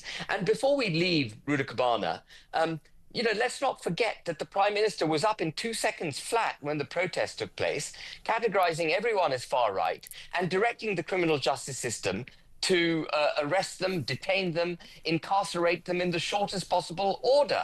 And there is at least one individual who is now dead as a result of the approach the Prime Minister took, because he hanged himself in prison because he couldn't take a prison sentence. His biggest crime had been to shout at the police and put some conspiratorial words on a placard. And yet here we have a Prime Minister who turned up in Southport, turned his back to a grieving crowd, would not face the crowd, put his flowers down, exited in double quick time, went to a party in 10 Downing Street, knew exactly what Ruda Cabana was like, took no steps to call it out for what it was. And by the way, I think if he had called it out for what it was, we wouldn't have had the protests in the way that we had the protests, because it was partly born out of suspicion and a cover-up that the protests took place in the way that they took place. If we'd had a Prime Minister who'd done the right thing at the beginning and continued to do the right thing, we'd be in a much better place now. But still, he's obfuscating. He blames Amazon. He talks about international law. For God's sake, man, 3 children are dead because of this complete lunatic. Others have had their lives destroyed. The community will take ages to recover. The United Kingdom is crying out for the government to do the right thing by the country and by its people. And he's got to, the hell with the UN. The UN doesn't run the United Kingdom. He does. And he's got to get a grip. Sorry, that was a rant. Forgive me. No, but Ben, I think you say a lot of things I'm hearing, certainly in Stoke-on-Trent when I'm out and about in the community. And actually, you touched on a story I did want to reach with you, the astonishing story that the Mail on Sunday broke about the fact that, as you say, the Keir Starmer went up to Southport, spent, I think it was around 19 seconds, laying a wreath, and then has hopped back to Downing Street, where he's got a garden party for celebrity Labour backers. I mean, people got upset because Boris Johnson, on one occasion in the Cabinet Office, with civil servants on the other side of the table, who, by the way, never got fined them, but the 2 politicians in the room, which is the Cabinet Office, Boris Johnson and Rishi Sunak, got fined because they were sat at a table where there was cans of Coke, Tesco sandwiches and a birthday cake. Are you astonished that for the man who was so virtuous in Sir Keir Starmer to say that this is outrageous, chose to go and enjoy himself a drinks party in the Gardens of Downing Street with some so-called celebrity Labour backers? Does it just not astonish you that that's the decision the Prime Minister took on that day? It absolutely does. And on that day, Jonathan, I didn't know the vile nature of the wounds inflicted by that piece of vermin. But when I saw I saw the Prime Minister doing what he did when he laid his flowers, and I was appalled because I could see women behind. I don't know if you remember this. There were women standing in the crowd behind him in tears, exclaiming to the Prime Minister, please do something to protect our community. The footage that you're showing now doesn't show what happened behind the Prime Minister, but on the day I saw that. And now to discover that actually he went on to a party, and by the time he got to that party, he would have known that one of the girls had been slashed 122 times, another one 80 times, that an attempt had been made to sever the 6-year-old's head from her body. He would have known all of this. When I heard the sentencing and I heard this all disclosed, was it yesterday? I was sickened. I mean, I was literally sickened. I felt like throwing up. And the Prime Minister could lay his wreath and move smoothly, seamlessly onto a party. There's something not right. And even now he's in denial. For God's sake, it's out in the open. We know precisely what happened. Call it for what it is, Prime Minister, and do your job, which is to protect the British people and make sure this does not happen again. Take all the steps necessary to make sure it does not happen again. Ben, if I may, quickly just going to a different point. Rachel Reeves is in Davos. She's begging the international community to protect her and make it clear that that, you know, she's the Iron Chancellor, that she's so desperate to betray herself. You're a respected and successful businessman. What do you make of the state of the current economy? Do you think Rachel Reeves can survive this? I mean, I'm not sure the British economy can survive it. You know, funny enough, after the budget, not funny enough, I mean, I was on GB News after the budget and I said, actually, I think we're in a doom loop. What she's done is condemn this country to a recession, and sterling will weaken because we're in a recession, and we will import inflation, so interest rates will stay up, which means it'll be even more difficult to grow the economy, and people will stop wanting to buy British government bonds because they'll look at the UK and they'll say, why would we invest in British government bonds? We've got other places to put our money. And that is precisely what has happened in the last 3 months. We're heading into recession. Interest rates are staying up because inflation is staying stubbornly high. Sterling has dropped. And actually, we had more government borrowing in December. I think it was the third highest government borrowing on record in December. And the equation, as balanced by the Office of Budget Responsibility when she came out with her budget, was very finely balanced. They said the taxes, assuming the tax rises that she instituted, raise the money they think it's going to raise will be about 36 billion, which means there's going to be around another 32 to 34 billion of extra borrowing each year. And that was just about tolerable. But we're going to breach the borrowing levels that the OBR forecast. We're going to have to borrow much more money. And if there is a strike on buying British government bonds, of which there must be a real risk now, we will have a sovereign debt crisis in the United Kingdom. We haven't had a sovereign debt crisis since the 1970s, and it will be on her watch, and she would have done it within 6 months of taking office. All that nonsense about growing the economy was just that, utter nonsense. Ben, if I may, with you as a businessman and obviously knowing people in the business community, how are they feeling about the national insurance increase that's coming? I mean, as you say, I've said to lots of people, the problem that the Labour government's not understood is that this is yet to actually come into force, and we will do in April. So they, still on really a honeymoon period in the sense of the real harm that's coming hasn't actually yet arrived on their doorstep. Do you think there is a chance that Rachel Reeves will have broken her fiscal rules and that we might have to see either more extravagant borrowing or extravagant tax rises or severe public sector cuts in order to somehow try and balance the books, or God forbid, as you refer to 1970s, try and get a bailout from the IMF? Well, I think we're heading towards that bailout. I think that she's going to have to borrow. She's already having to borrow more money than was forecast, and which means she either has to cut government spending, which I think she should do. I think she should slash benefits for people who've been out of job for more than 12 months. I think we've got to get real in this country. We're standing on the precipice of an economic disaster. She's got to slash benefits. Just on that, our benefits bill is pushing 100 billion a year. And we're taking in income tax about 300 billion. A third of our income tax goes on benefits. I mean, it's absurd. The majority of this country are working to pay for people not to work. And that is how you break a country's economy. And by the way, Ben, very quickly, the top 1% of earners, who the Labour Party like to bash and make out that they're all just selfish millionaires, actually pay, what is it, around 29% of the income tax receipts? Absolutely. That top 1% pay an awful lot of that tax money. If those people go off, that's going to, and which they are in their droves, as we know already. That's why Rachel Reeves is in Davos begging them to stay in the UK. What's that going to do to the UK economy? Again, you're in a doom loop. And America is deregulating, it's cutting taxes, it's ditching net zero to make energy cheaper, which means America's going to boom. And when America booms, more millionaires will leave the United Kingdom and go to the States. More capital will leave the United Kingdom and go to the United States, because it'll have a lower tax regime in which to invest and a growth economy. She doesn't get it. She is, and you say you're quite right to say we're in a honeymoon period, if you like, a grace period with her national insurance increases. The impact hasn't been felt, but businesses have three options with the national insurance increase. You sack people, you don't give people salary rises, or you go bust. Those are the three options. It's amazing that she doesn't see it, Ben, and all that she listens to it. Thank you so much to Ben Abi for joining us today here on Drive Them at Talk. And just out of interest of making sure that there is always balance here at Talk, I just want to quickly read out in relation to the Daily Mail story, the Mail on Sunday story regarding Sir Keir Starmer attending a Downing Street party after visiting Southport. A Labour source has said the Tories drunkenly partied and puked on the walls while the country obeyed the rules. The Rose Garden has now been returned to service and was used to say thank you to people from around the country who gave their all for a Labour victory. I'll let you be the judge of whether or not you think that tone was appropriate or not. Make sure you tune back in here on the Home of Common Sense at Talk with me, Jonathan Gullis. Call 0344 499 1000 or text in word TALK to the start of your message to 87222. We'll see you shortly.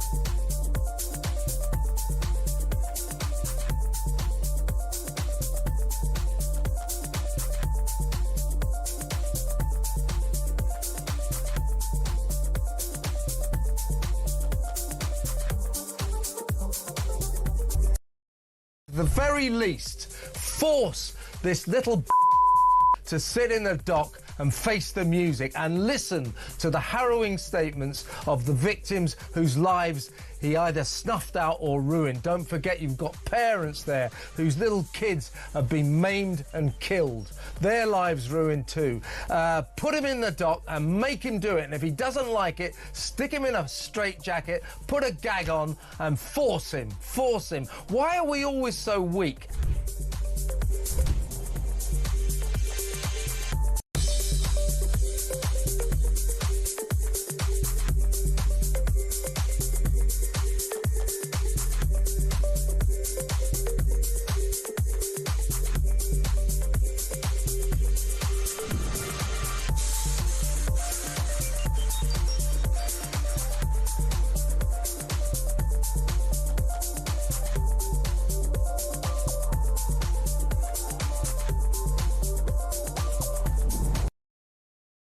Across the UK, on DAB+, on your smart speaker, on your smart TV, and on your side. This is Talk. Welcome back here to the home of common sense. That is Talk, and you're with me, Jonathan Gullis.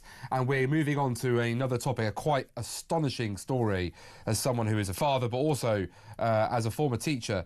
Children at the moment are 50 times more likely to suffer gender distress than a decade ago. Where to begin with this? Well, let's start with Venice Allen, a fantastic campaigner for women's rights, and she's joining me here in the studio at Talk. Thank you so much, first of all, for joining us today. Venice, the story is astonishing and concerning, and why do you think we've got this situation? Well, we've got this situation because children have been fed this absolute nonsense about gender and sex, which is just completely untrue, and they're being told it by their teachers, by the NHS, by politicians, by influencers, by brands. It's everywhere they go. So children do experience distress. We all experience distress growing up, and they're being told that it's because of their gender. And so no wonder they're saying, OK, yes, it is. Do you think, like me, this is actually more of a mental health crisis? And like you say, it's normal when you're a teenager to question many things. All the chemicals in our brain that are raging and ramping when we're in our teenage years, because puberty is a tough thing for young men and women to go through. Do you not just find it astonishing that we've had, like you say, the NHS, I've never understood this, trained doctors and nurses go against the science that they've been taught in their education to suggest that there can be somehow chest feeding is a real thing. Well, I had friends who were talked to like that when they were going through their pregnancy. And on the other hand, like you say, teachers in schools so quickly to use different pronouns, like even informing the parents. Isn't this such a serious danger that if we impose dangerous ideologies that are highly contested, that you do actually create, therefore, a mental health crisis amongst young people? It's a mental health crisis, certainly. It's a physical health crisis because, as we can see from the figures that have been announced today, the huge increase, although they say only 10,000 children in 2021, we know since 2021 it's probably gone up and up and up, because if you think how we've all become more aware of gender ideology since then. So we're talking quite a lot of children who are actually being put on puberty blockers, which we know have not been tested for this use. And I'm not a doctor, I'm not a scientist, but you don't have to be to know that stopping the puberty of a perfectly healthy child is an insane and terrible thing to do. Well, as you say, we don't actually know, one, the long-term effects of this, and secondly, puberty blockers were first used for those people who puberty started much earlier than ever it should have done, to enable them to get a bit older and then allow the natural impact of puberty to happen around the time, you know, when you had 8, 9-year-old girls, for example. They still use it like that, and that's fine, because their bodies are going through something unnatural that needs to be helped. That's completely different than a mental health problem, thinking that you're like the opposite sex or a completely other sex, gender that you and I would never have even heard of. That it just doesn't make any sense. And they say that it affects bone health, brain health, but even if, I'm sure it does, and the studies are going to keep showing that. But even if it didn't physically help, what does it do to a child's mind to tell them, oh yes, sweetheart, you are in fact a boy? I know, crazy. And actually, can I just check? Obviously, Wes Streeting, who I would say has been on a journey, he was certainly someone who said a trans woman's a woman. He's accepted that he was wrong ahead of that general election. He's now actually been very robust when it comes to keeping the ban, as it currently is, on puberty blockers being used when it comes to gender distress. Do you think Wes Streeting has turn the corner? Do you think that he's the voice of common sense in this Labour government? Would you be worried if Wes were to ever be moved from the Department for Health and Social Care? Because ultimately he's now listening to women like you about the importance of protecting women's rights and the basic natural biological realities of how man and woman is different. Yeah, I really hope he stays in health. I'd be quite concerned if he moved, because I mean, who else have they got who is going to be as robust as this? Yeah, we want Wes to stick to his guns, and hopefully everyone in the government is on side with this, that we need to protect children.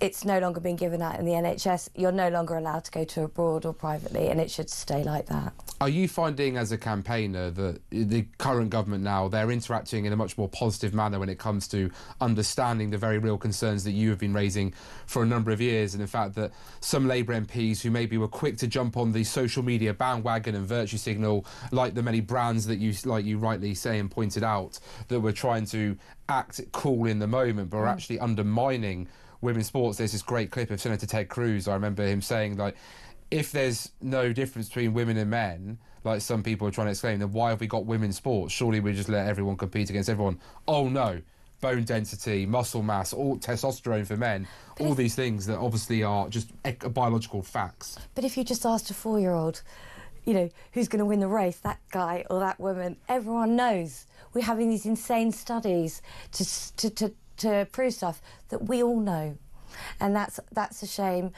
I am pleased that the government has turned the corner. I was the first person to be suspended from Labour Party for being transphobic, and so we've definitely moved a long way from there. Has that been lifted, do you know, yet? Or have you been readmitted? I have tried, to be honest. I don't want to go back, don't worry, Jonathan. But you're welcome with the Conservatives, don't you worry. Thank you very much. But what I am concerned about is, for example, one of their manifesto pledges is to ban conversion therapy, which isn't conversion therapy. It's not what anybody thinks. So I'm really, really worried and interested to see where Wes and the rest of the team go on that. Well, like you say, because the concern here is, would a doctor who would ask questions, a psychologist who asks questions, normal questions that parents and aunties, could they be arrested, or would they be committing an offence? Well, this is the thing, because it's not like they're saying, oh, it's like being gay or transgender. Mum, I'm transgender. Mum, I'm gay. It's not the same thing, because when you're saying I'm gay, you're saying I'm this and I do this. When you're saying, Mum, I'm transgender, you're saying, Mum, I'm a boy. And if you're a girl, your mum should be legally allowed to say, no, you're not, and I'm going to do everything that I can to make sure you realise that you're a girl. However, that would be criminalised. Well, they're very dangerous times indeed. Thank you so much to Venice Allen for joining us here in the studio, a fantastic women's rights campaigner, and I hope we'll get her back on Talk many more times. Let's hope this Labour government chooses to do the right thing. We're going to go to a quick break. Remember, call in 0344 499 1000, text in with the word TALK to 87222, and follow us on X at talkTV. We'll see you shortly.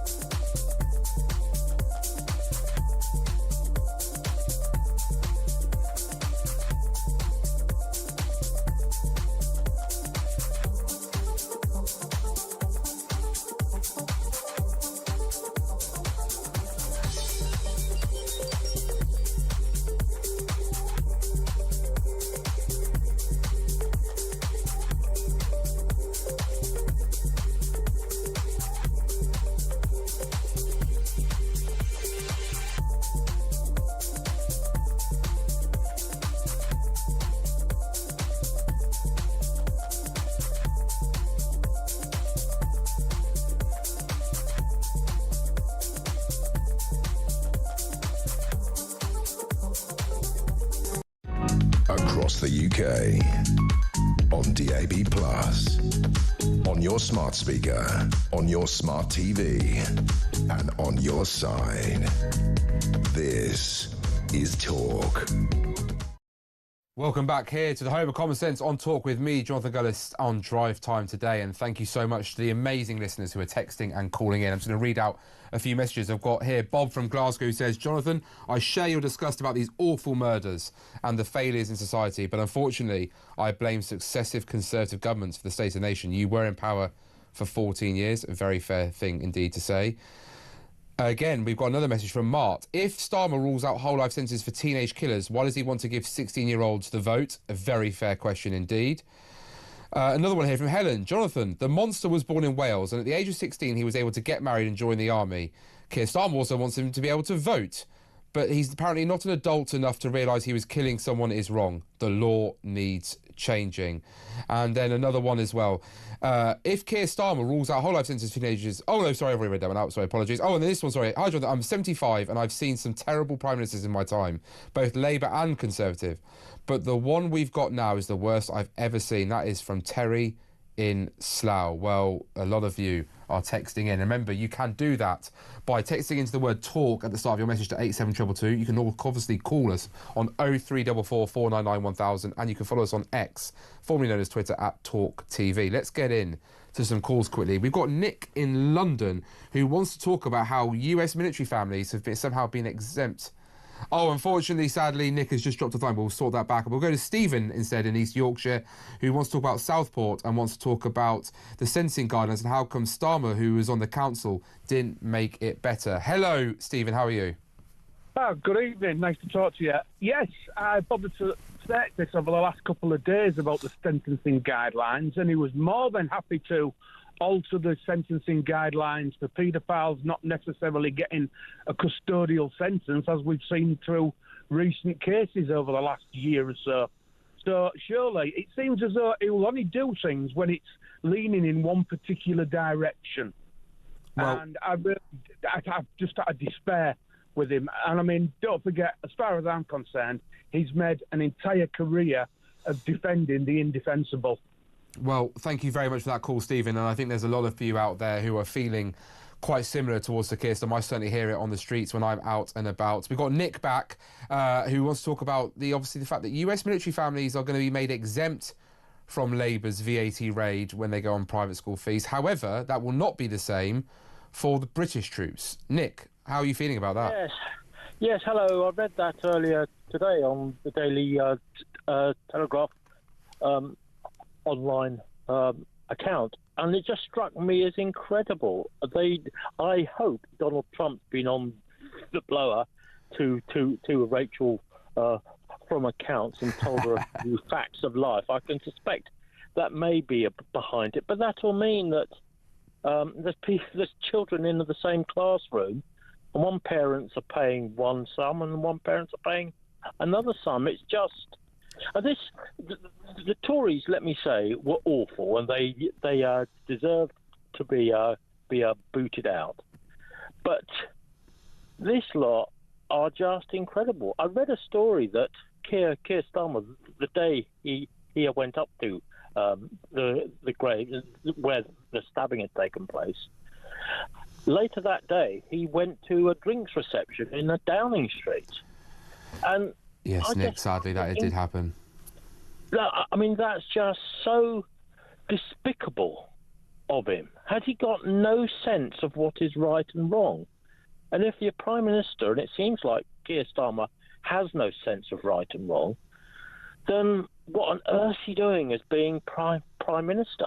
Well, Nick, when it comes to the VAT school fees, obviously I would say just the policy's mad anyway and going to undermine those parents who really do scrimp and save and give up all their disposable income to put their children into education of their choice.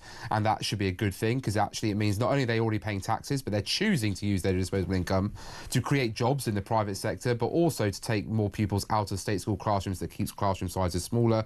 And of course, it's a parent's right to choose how they want to better educate their children. But I'm astonished that Lord Ross Kempsall was putting down amendments saying at the very least make it so that British military personnel's children are exempt from this, because of course the reason they go to these type of schools is because their parents are constantly being deployed all over the place or moving from pillar to post, and that's unfair on children because that disrupts their education. And this is an important tool that's used to help retain members of our armed forces. Are you just baffled at how even that minor concession couldn't be reached? Yes, I am. It's just tone deaf. And the idea that everyone who sends children to a private school are somehow rolling in money. We sent our children to a private school, and by Christ did we have to scrimp, save and tighten our belts to do so. And I don't regret it for an instant, because though I'm a proud father, you know, they've done marvellously well. But at the same time, we scrimped and saved, and I'm working longer than I otherwise would have done, and we haven't had this and haven't had that, and it's all sacrifices you gladly make, and it's not all, you know, rich landowners sending Jermaine and Henrietta. You know, it's true. I know a family. One of my worker colleagues sent their children to a private school, and for the 20-odd years that their children went, they didn't once go on holiday themselves. All that money was set aside. They're not rich by any stretch. They was set aside for the children's education, and it's just completely tone deaf, the policy of this. Completely tone deaf. Thank you so much for that great call and for sharing your own experience. I really enjoyed speaking to you. And now we go to Anne-Marie in Lancashire, who's got a good point here about the father had tried to stop. So the father of this animal had tried to stop him, I think it was a week before, going to a school where he was intending clearly to commit horrific crimes. The parents have allegedly called numerous times into people in power, the establishment authorities, to say they have concerns. And again, the parents don't seem to have been listened to. Now, look, there may be questions about whether the parents did enough, knowing that they were worried about their own child as much as they were. But Anne-Marie, how are you? You're in Lancashire. I'm doing okay. It's windy, but we're doing okay. Well, thank you for calling us. Okay, I'd like to... It was an observation. His father looked frightened of that demon. I wouldn't even say a child. I suppose he's a little demon. That man was afraid, and he could fight, the father. You saw him doing karate and things like that as well. But he was afraid of that child.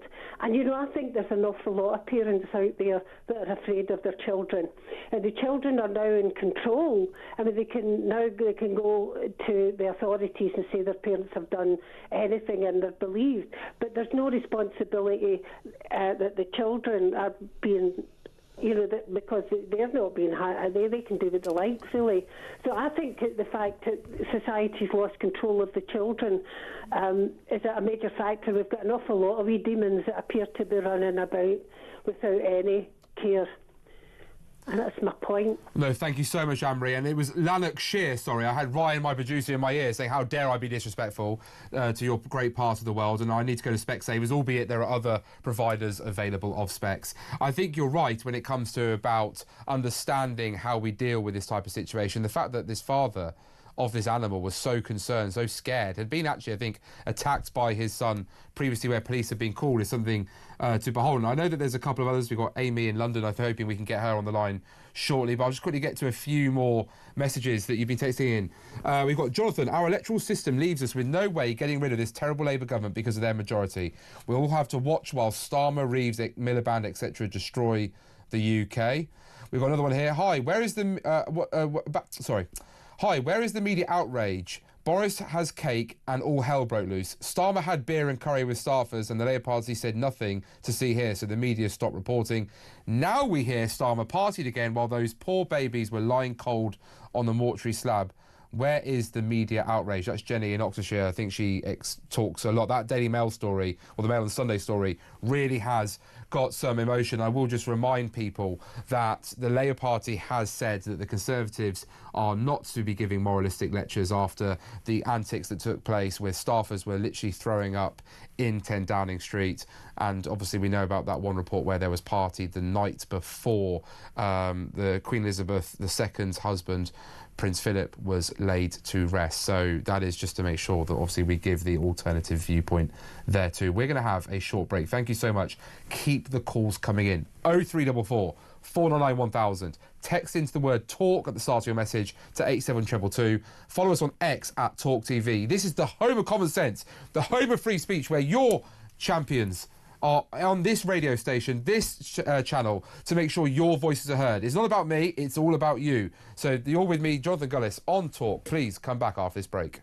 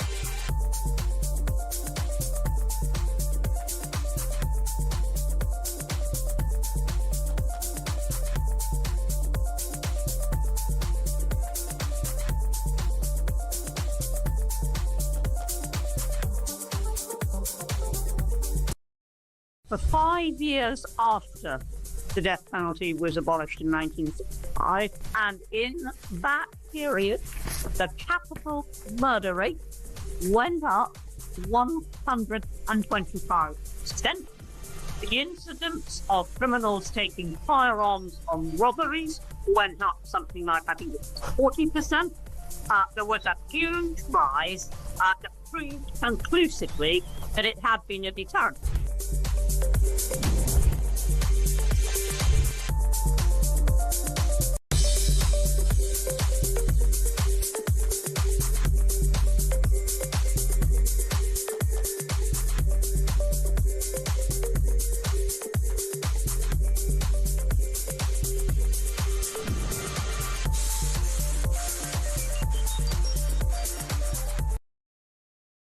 Across the UK, on DAB+, on your smart speaker, on your smart TV, and on your side. This is Talk.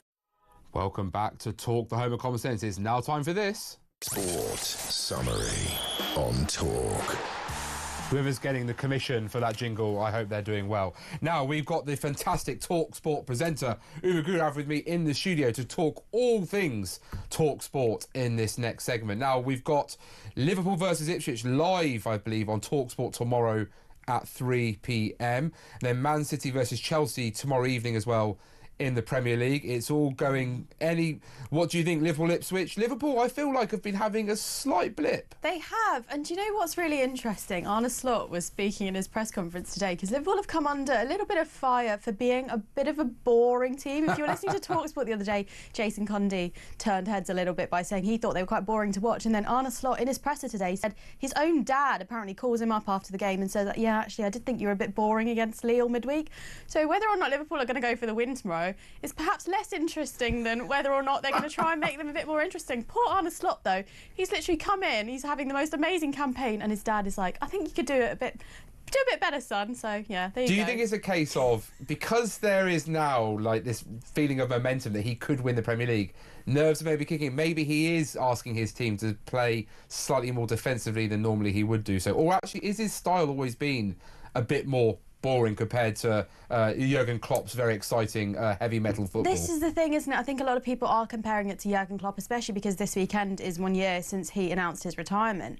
But the thing is, when you look at Jurgen Klopp, yes, he was an amazing manager, but he only won kind of, you know, a limited number of trophies here and there, whereas Arne Slot's come in straight away and he's found a formula that works. And yes, you know, maybe they haven't kind of got that fun, fast and really intriguing style of football that perhaps they had under Klopp, but they're going to probably win the Premier League title and perhaps a few others along the way. They're top of the Champions League through to the knockout stages there, so isn't that more important? I don't know. And I wouldn't say that Liverpool are boring to watch.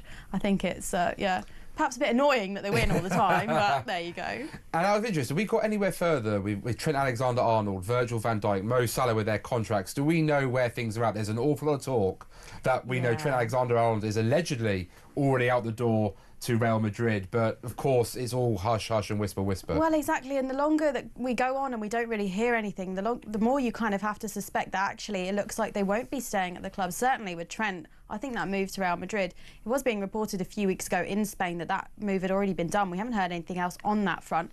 With the other two, I think if you look at the three of them, the most likely candidate to stay at Liverpool would be Virgil van Dijk.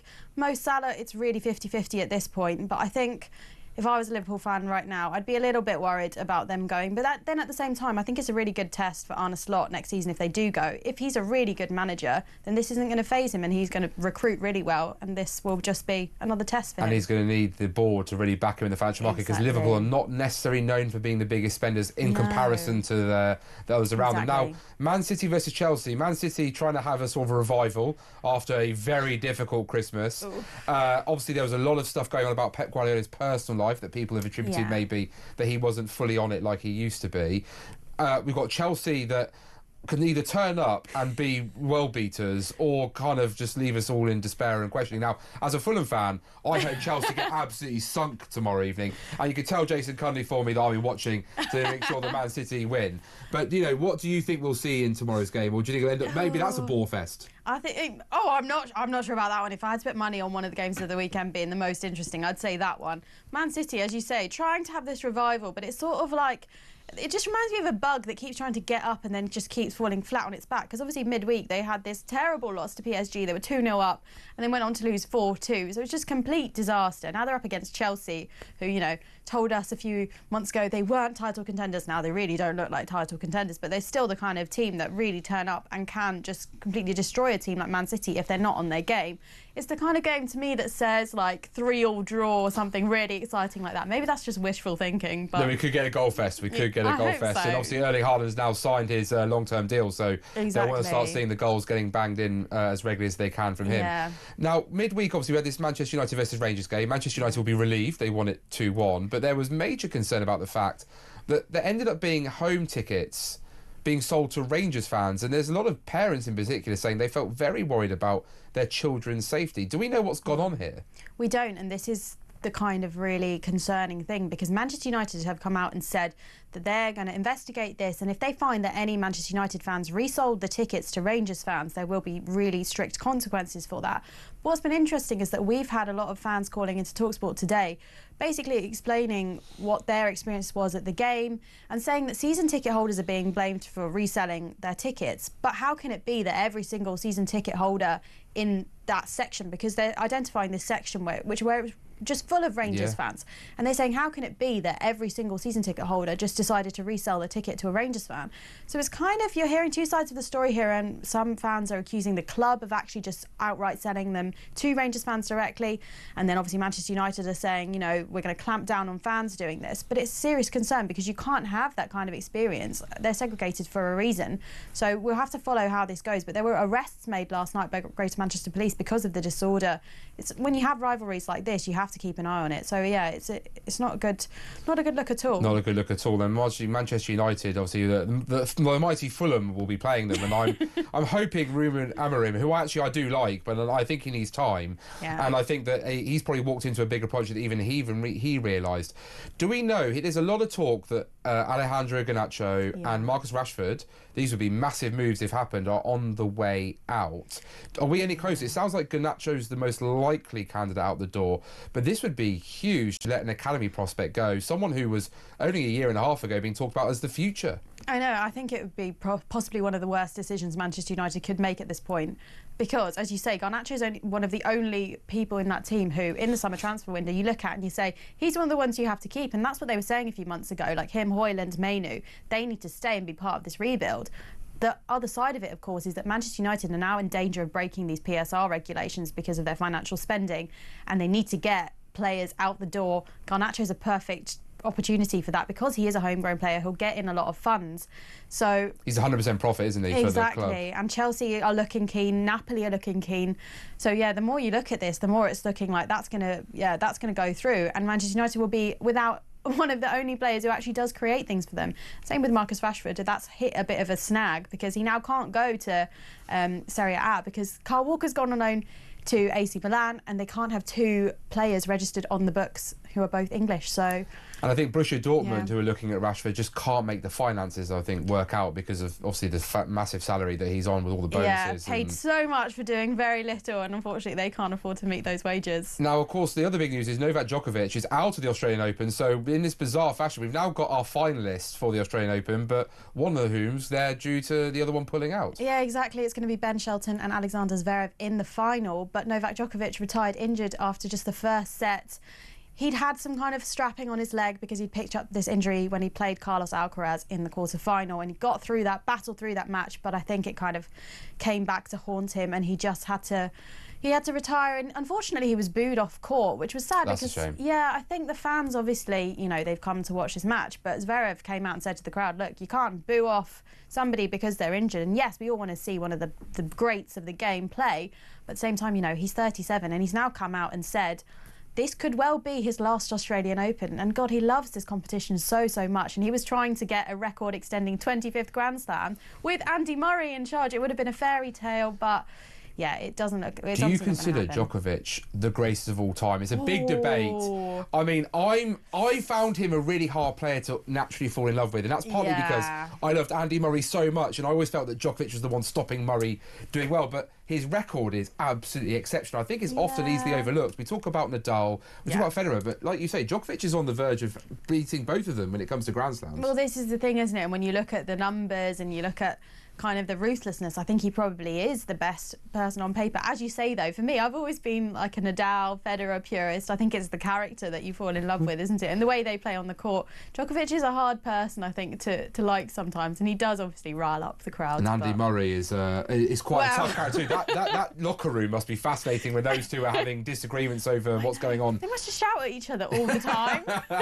Now, finally, this fantastic announcement that you were at, I believe, which is the Sunday Times Sportswoman of the year. Keely Hodgkinson has been awarded that amazing achievement in the 800 metres. Just tell us, how great was it to be at that event, and do you think Keely was the deserving winner? Oh, it's such an honour to be there with so many wonderful, wonderful sportswomen, and you know, so many of them were the stars of Paris 2024, and what a games that was, I think.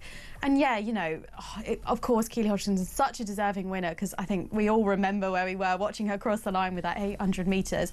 But then also, you know, some of the other nominees, you've got to mention Amber Barbara Rutter, who you remember from the skeet Yes. shooting, with her little boy came She'd out literally afterwards. not long given birth, had she not? Exactly, he was about 2 months old, I think, Wow. at the time, and she was speaking about what it was like to be a new mum and feeling like she needed to do it for her child. Bryony Page, trampolining, won trampolining gold. She was speaking about how she, you know, what she does on the side. She did her thesis on the sounds that dinosaurs make. And you just think, these athletes have such incredible lives that they manage to juggle all of these achievements. But wow, yeah, Keely Hodgkinson wasn't actually able to be there because she's training to try and break the indoor 800-metre record again, which, you know, you just sort of think is really, really fitting, actually. Well, we're going to...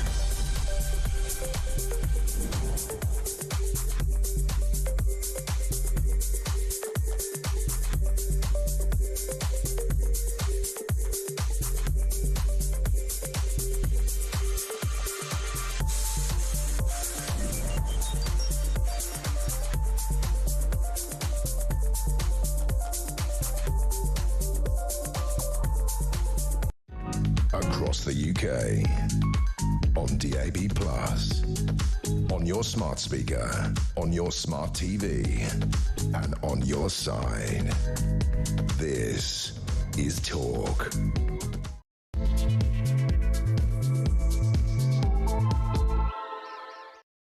Welcome back with me, Jonathan Gullis, here on Drive, the home of common sense at Talk. And I'm sorry for not properly, for the sake of Ryan, the producer, signing us off at the end of the last hour because we were getting so carried away talking about all things sport.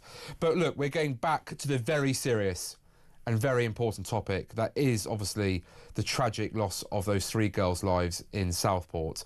Now, there has been an awful lot of conversation going on, fuelled originally by Lee Anderson, the Member of Parliament for Ashfield and a member of Reform UK, who showed a picture of a noose saying this is how he believes the vicious animal should, or monster, to quote someone who's texted in saying I should call them instead, has, for the crime he's committed. Rupert Lowe came out saying there should be exceptional circumstances afforded to the judiciary to determine themselves whether or not they believe that the death penalty should be used. I think it's an important topic to have, and I'm going to make it perfectly clear what my view is on this.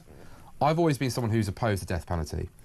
That's because simply I believe that if we say in law it's wrong to kill someone, then why should the state kill another person? I also wonder and question whether or not the victims' families, in most cases, ever actually truly get any solace from that life of that cruel, vicious person being taken. However, I say this as someone who totally understands the emotion and totally understands why people would want an exception made for murderers, for terrorists, even in some cases for rapists and paedophiles too. I'm not immune to hearing and understanding the emotion attached to that, but I do worry about the consequences that could come from that, whether or not we would always get it right, whether or not it would be done in the appropriate way, and whether or not it would send a different signal. Now, as I say, I'm quite open-minded to it. I'm not someone who is emotionally against it and they're always going to be against it. I could easily be persuaded, but I just want to think it's important. If I'm going to talk about this, you as listeners should know where my natural position is, and I'm delighted now to be joined by a former colleague of mine, Sir Bob Neal KC, who's the former chair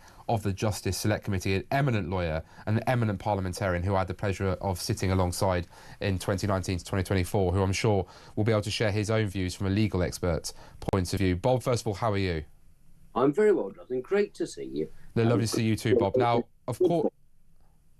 Bob, of course, we've had a lot of... we've seen, obviously, from embassies and Reform UK have stirred the conversation about whether or not it's time for the capital punishment to return. Do you think that is a wise move? Is it being done is it done understandably, but also wrongly in a sense of because of how emotional we all feel having read the tragic outcome of those innocent girls and victims that survived from this evil monster that took their lives? I'm exactly in the same position as you are, Jonathan. I totally understand, just how horrific this murder was. When I was a barrister, I prosecuted and defended in murder cases. But this is, worse than anything that most of us who as practitioners came across. So it's horrific.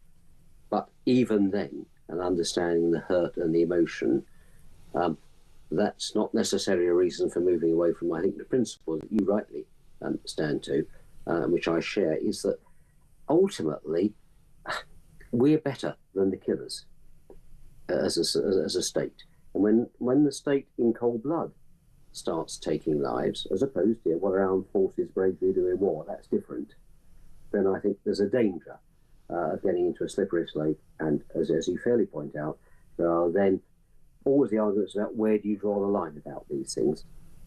And there will always be something that comes close to the line. So I'm in principle opposed to the death penalty.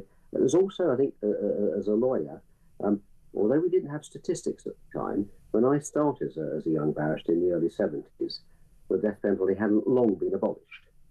And a lot of my older colleagues had dealt with capital cases. And there was at least anecdotal evidence of pretty consistent kind. But interestingly, the conviction rate for murder went up after the death penalty was abolished. For precisely the point that you make, the jury are human beings. They swear to do their best according to the evidence. But the finality of something of that kind, I think many people who dealt with those cases felt struck in the jury's craw a bit, and that they might just shy away. That's not to criticise, it's a natural human reaction. I'd rather them convicted of murder and locked up and never come out than the risk that they'll either get acquitted or get acquitted of manslaughter and come out sooner than they should have done. So that's my pragmatic view about it as well. Now, Bob, when you were on the chair of a select committee, like you say, the Justice Department, there were you would have seen and visited many prisons and spoken to prison governors. There'll be concerns from the public and say, why shouldn't we have the death penalty why should the taxpayer foot the bill for 52 years at 50 grand a year for this monster to be kept in what they will claim will be luxury accommodation? He'll have his meals, he'll have his showers, he'll probably end up getting TV and PlayStation for good behaviour. Would that be the wrong assumption? Because, of course, he'll be in a maximum security prison, and you've been and visited those. What's the reality for someone like this when it comes to the sentence that they've received, the life they'll face behind bars? The reality for someone like this is going to be very grim indeed. And, we might all say no more than he deserves. This isn't like the normal type of prison where you try and rehabilitate people. People like this aren't going to be rehabilitated. I suspect he's going to spend most, if not all, of his sentence in solitary confinement. Because the truth is, whatever you think of some of the other people who end up in prison, he is going to be detested by 99% of the other people in prison. And he is therefore, I think, more than likely going to be subject to very, very heavy times from his fellow prisoners. We may be thieves, they may have done other bits of villainy, but they're going to, like any human being, have their stomachs turned by him. So I think his time in prison can be a very hard one, indeed, deservedly. Maybe some would say it's even a harsher punishment, perhaps, than something that was short and swift. So the cost issue then is, well, that's the price we pay maybe for being a civilised and temperate society. So I think that's overall something that we need to bear and take on board, but you certainly won't be getting an easy time. Maximum security prisons are not easy places at all. And I think there is a general public perception about that. You and I have the chance to go into prisons. I used to go in as a lawyer, both prosecuting and defending. Over the years, I can still feel the smell almost when I come out of some prisons. And they're not intended to be nice either. So I am not saying it should be otherwise. They're supposed to be tough because it's punishment. There's nothing wrong with punishment, but I think we have to keep the punishment in a civilised situation where we're better than them, if you like. So I think he's going to have a really tough time of it. So be it. And if I may, Bob, there's been a lot of discussion, obviously, coming out today about whether or not we should be looking at introducing whole life orders for children. Kemi Badenoch has suggested that this is something she's willing to look at. Sir Keir Starmer's 10 Downing Street have issued a statement to the press that they would not do this as it would contravene the UN Convention on the Rights of the Child, and they want to respect international law. I've been very emotional about this because I feel, and I know you and I have sometimes had disagreements about the premise of international law, but I'm just interested to get your view. Do you think a whole life order for a child is something that's necessary, or has the judge in this case, for example, already shown that they can essentially effect a whole life order without necessarily needing the law changing? Yeah. The first thing actually I would say, Jonathan, is I very much respect the way the judge, Mr. Justice Goose, approached this. If you listen to his sentencing remarks, as I did, and I'm sure you did, he was meticulously careful to explain why he had to do what he did, and almost to the mathematical calculations as to what he had to do. Now, that's quite complicated, but I thought he went about it very, very professionally, very calmly, having probably seen even more shocking material than any of us had or the public had to see. So full marks to him for doing a really thoroughly good professional job, I think, on that. And I think within the guidelines that are there, he's had a sentence which is as high probably as he could go. But the 2 points are this. The guidelines, which limited him, actually were set by Parliament, not by judges. Schedule 21 of the Sentencing Act of 2020 set out what his parameters were. So if our former colleagues or our successors in Parliament want to change that, they can, because that's a matter of domestic law, not of international law. And I don't agree with the assessment that Keir Starmer comes up with, that the UN Convention on the Child constrains us in that way, because there's always a margin of appreciation in international law. Of course, the definition of a child is something that we can, within proportionate measures, set ourselves.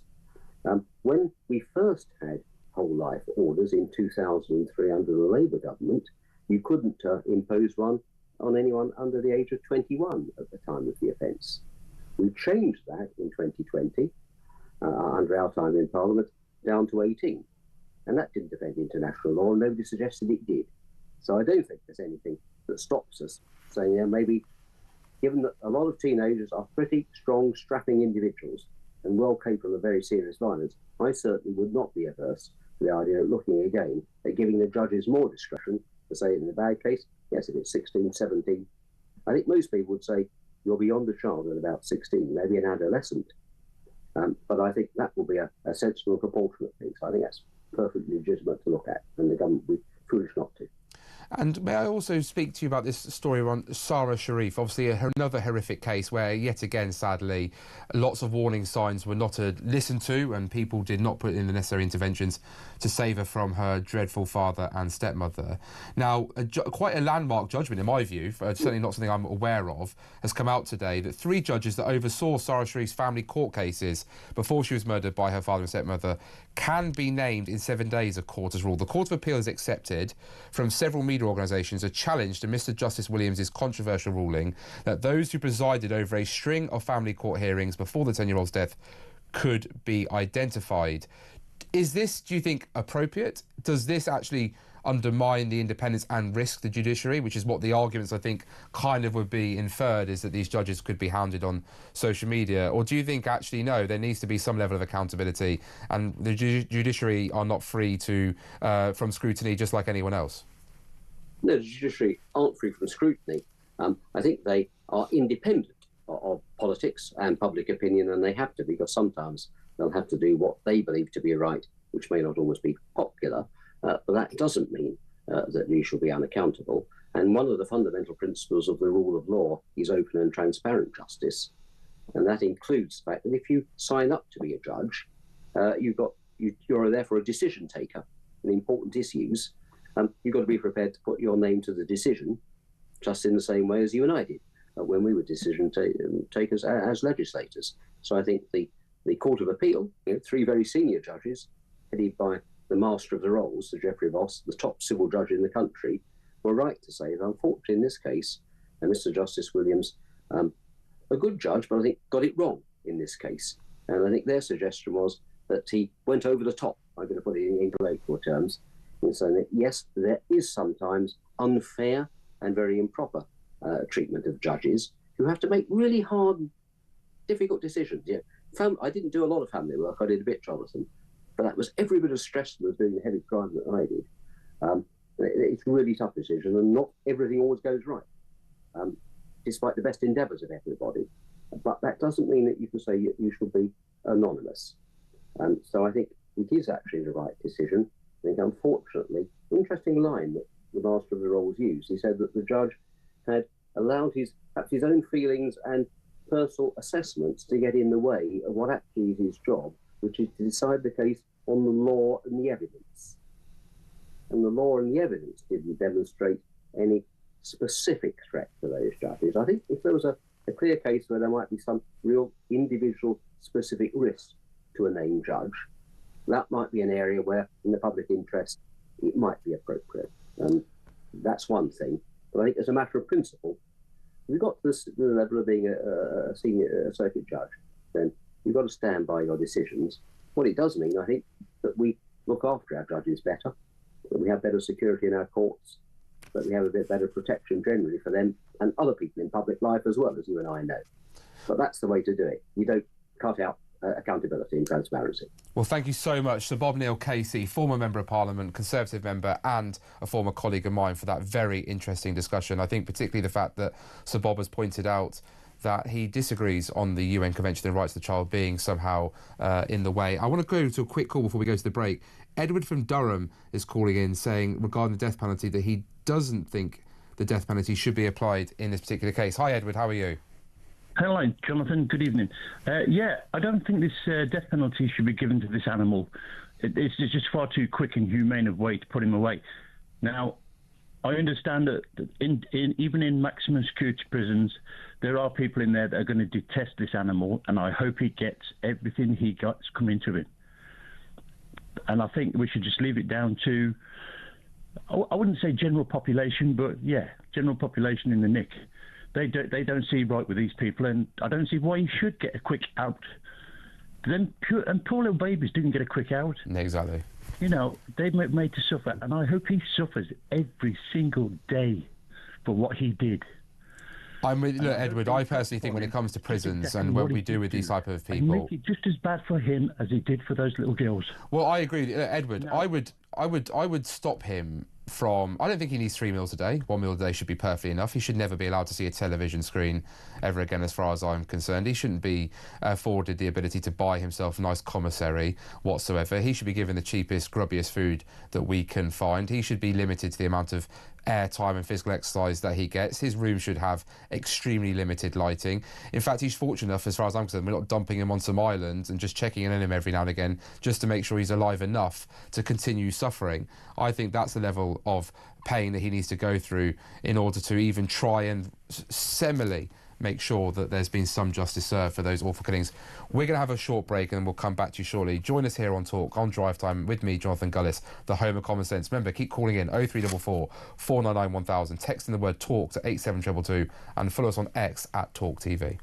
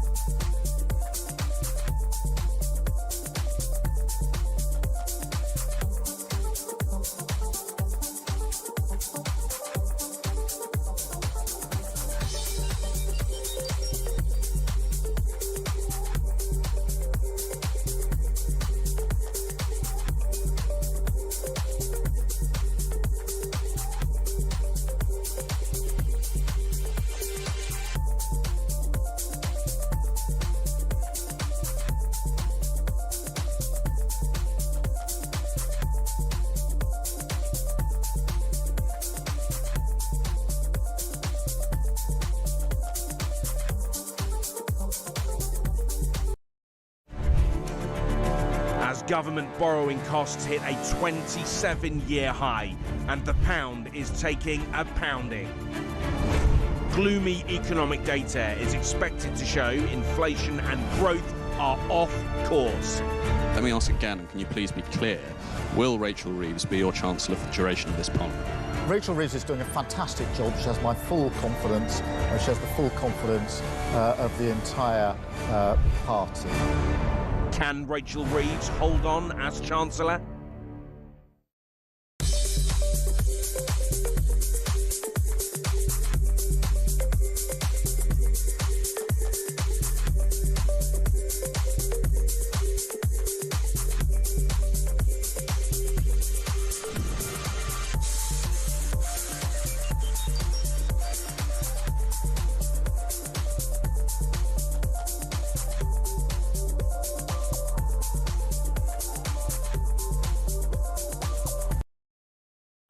Across the UK, on DAB+, on your smart speaker, on your smart TV, and on your side. This is Talk. Welcome back here, joining me, Jonathan Gullis, on Drive at the home of Common Sense, that is Talk, and keep your texts and calls coming in. We're going to be quickly going to a fantastic young chap I met at the Durham Debating Society, where we were talking. Now, he is a Labour activist. His name is Oliver Fitzgerald, and he's here for his first time on Talk. I'm delighted he's joining us down the line to talk about Rachel Reeves, and I'm hoping he's going to give me a big defence of all the things that Rachel is doing when it comes to the economy. Oliver, she's having a tough time. Sainsbury's have announced they're cutting 3,000 jobs. We see a poll that's come out that says consumer confidence has dropped to its lowest level since December 2023. That's a GfK poll. The CBI has said optimism for manufacturers is at its lowest level for 2 years. And another S&P Global PMI survey, I appreciate that's very wordy, reveals that the rate of job cuts over the past 2 months is at its fastest rate since the 2009 financial crisis. Do you think that we're heading in the wrong direction, or do you think there's just a lot of noise around here and that Rachel Reeves has taken the long-term decisions to fix the foundations, as she would say, and that actually we will, in the long term, judge her favourably because ultimately the economy will be in a better place? So I think all of the metrics you just brought up are interesting in the sense that they obviously record long-term impacts, in the sense that the place we are economically right now is not the effect of the last 6 months, it's the effect of the last 14, 15, 20 years, and it's the effect of the global situation too. I think what's far more telling are metrics that look to the future. I mean, obviously last week the IMF upgraded our growth forecast to 1.6% for the next year. That makes us the fastest growing major economy in Europe. And I think that's a really good measure of the fact that I think Rachel Reeves is pointing us in the correct direction. She is finding stability in the UK economy, and that's what matters at the end of the day. I mean, the boss of the Lloyds Banking Group stressed just that stability will be what helps this country grow, and I think that's what's most important. So yes, I do. I think she's putting us in the right direction. Now, Oliver, I'm going to push back on the IMF, who, number one, have got a horrendous record when it comes to predictions, and secondly, if the economy does grow at 1.6%, but inflation remains stubborn around 2.5%, she's failed to grow the economy, hasn't she? Well, this is sort of it's an interesting thing we had a debate on at the Durham Union just this week, which is the idea that obviously Labour have been in 6 months now. Okay, that's 6 months. That is 180 days. That is not anything close to enough time to make a proper judgment about the impact of their policies. We haven't even seen a year of this budget yet. Look, I'm not going to sit here and say that the growth statistics look fabulous. Of course they don't, but they don't look fabulous for any country around the world. I'd say that the thing that we are seeing is stable government and very well-founded and sort of great continuity to the economic platforms that she's putting across. And I think that in the long term that will have an impact. But I think if we keep looking at these short-term metrics, then we're only going to find disappointment because, frankly, 6 months is not enough to make a decision on how effective this Labour government will be. But do you accept the charge? The problem is that Labour came in so aggressively to say how bad the state of the finances were, have then continued to talk down the economy they inherited, whilst then giving inflation-busting pay rises of £9.5 to £10 billion, giving over £11 billion in climate change aid, yet they have chosen, through no fault, they've not been forced to do this, to take the winter fuel payment from 10 million pensioners. They've decided to take £500 million a year off farmers and then give £500 million to farmers overseas instead. They've chosen to introduce this national insurance increase, Labour's jobs tax, as I would call it, which is going to, as we've seen with Sainsbury's, as we're seeing with Lakeland, lead to job losses or pay increases not happening. Those are her decisions that she didn't have to take, and therefore the economic repercussions of those decisions are hers and hers alone, and she has to own that, no? Well, I'm afraid, Jonathan, I disagree in the sense that I think she did have to make those decisions. So we've got a public services crisis in the UK. We've got huge NHS waiting lists, which have started to come down now since the Labour government took control. We needed to increase public spending to try and fix these problems. And it would have frankly have been moronic and very, very irresponsible to try and increase spending without looking at one of the big three taxes, which are, of course, income tax, VAT, and national insurance. And she picked national insurance. And to me, that shows that she is someone who, unlike, frankly, a few of our more recent chancellors, understands economic theory, stable economic theory, the idea that if we are going to spend, we do have to tax, and that there has to be this stability and consistency. We can't just pluck money from thin air. Do you think, though, it was a mistake to take the winter fuel payment from pensioners? Was that something that she should have really have avoided? She could have found that $1.5 billion, allegedly, that she thinks she's going to be able to save from that from elsewhere, no? I think difficult decisions have to be taken by governments. I think the winter fuel payment is one of those things that obviously applies universally, and for many, many people often ends up going towards things that aren't their winter fuel allowance. Now, whether that means it should be taken from anyone is a matter for debate, but I think it was a great expenditure that for many, many people was not being used in the correct way. And so we always do have to look at the entitlements we give to the population and ask ourselves, could we be better using the money that we are using for those entitlements to help the people who really need it? But are you not concerned about the amount of debt, the amount of borrowing that's going on under this Labour government? That's going to be your generation that's going to be impacted by that. And with debt, the cost of debt now higher than ever before in terms of borrowing, £10 billion a year extra now on the amount of debt that we have to pay in interest payments. That is the Chancellor's safety net that she gave herself in the Halloween budget that, in my opinion, continues to haunt the nation. She obviously also has the situation where, and that's long-term borrowing, that is. You obviously got the situation, say, with national insurance increases, which businesses are screaming is impacting investment, impacting wage growth, which is going to undermine the very big growth agenda, because Labour puts the whole house on growth. Do you not see again, though, that this is the problem, that Rachel Reeves has talked the country and put the country on the verge of recession by the choices that she's made? Or is it that when it comes to growth, actually we need to be looking at what Labour is doing, and I think actually has made some very big sensible moves on how they're going to try and bypass ridiculous judicial reviews and their planning system to get the homes built and the infrastructure built that for so long hasn't been built, driven the public mad about how much money has been spent on it, to not see it finished, and actually that will be the biggest driver for growth? Well, I think the Labour government were very, very clear from the offset that growth was what we were looking at. And I think there are two key components that they have looked at to create this of growth. The first was this idea of fixing the foundations, and they did that very effectively. They've created a more stable economy. I mean, Paul Johnson over the IFS, when talking about 14 years of Conservative economics, really highlighted the damage of the U-turn policies that happened time and again from the Conservative government, taxes, levies being introduced, removed, reintroduced. And so I think there will be, and it's not to be understated, there will be a huge impact and a positive impact of greater international investment, simply because we have a strong and stable hand on the tiller. But I think also, you do bring up correctly that the stuff that the Labour government are doing with infrastructure is fantastic. I mean, they've already okayed a solar farm in Suffolk. They've okayed a flagship M&S store. Oliver, you know I don't love a solar farm. You know I'm not going to be pro the solar farm. Come on. Well, I know you're not, but look, we've got to look to the future of technologies, and we are one of the best countries for green energy. We are a leader in that field. Surely we should be looking to the areas of our economy where we are strong. Do you not want to see drill, baby, drill in the North Sea? Do you not want to see that kind of Trumpism unleashed on this country? Not. It's looking the wrong way. There are all sorts of new and exciting energy technologies coming out. Looking at sort of last year, we had some of our first sort of stable tests of things like nuclear fusion, and we are leaders in developing green energy sources like solar farms. And so I don't see any reason why we should be stuck in the past looking at oil-based energy when we can be looking forward to, frankly, ultimately the energy sources which we will have to rely on as climate change worsens. But Oliver, that liquid gold beneath our feet, isn't it time to bin off the net zero agenda and let's get lots of nuclear, let's drill baby drill in the North Sea, let's get carbon storage improved in this country, and let's make sure that we're creating an economy where energy is getting cheaper. Labour promised cheap energy. We've got this GB Energy thing for £8 billion and no one knows what it even does. It doesn't produce any energy, so what's the point of it?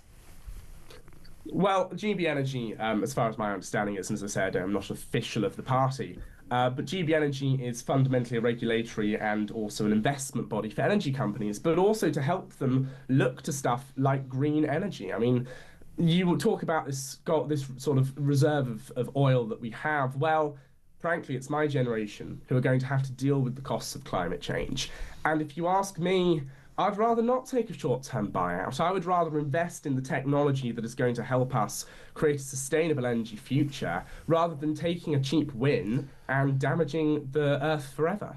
Well, Oliver, can I just say a big thank you for joining us on Talk. I hope that the producers, and I'll be telling them all, to get you on more as a Labour voice. Even though we're going to agree to disagree on Rachel Reeves, I think you've done a very good job, much better job than most Labour MPs in articulating what Labour's trying to do.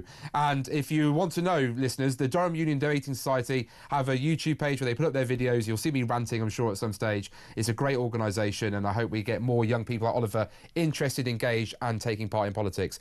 We're here on Drive at Talk with me, Jonathan Gullis, and we'll see you after the break.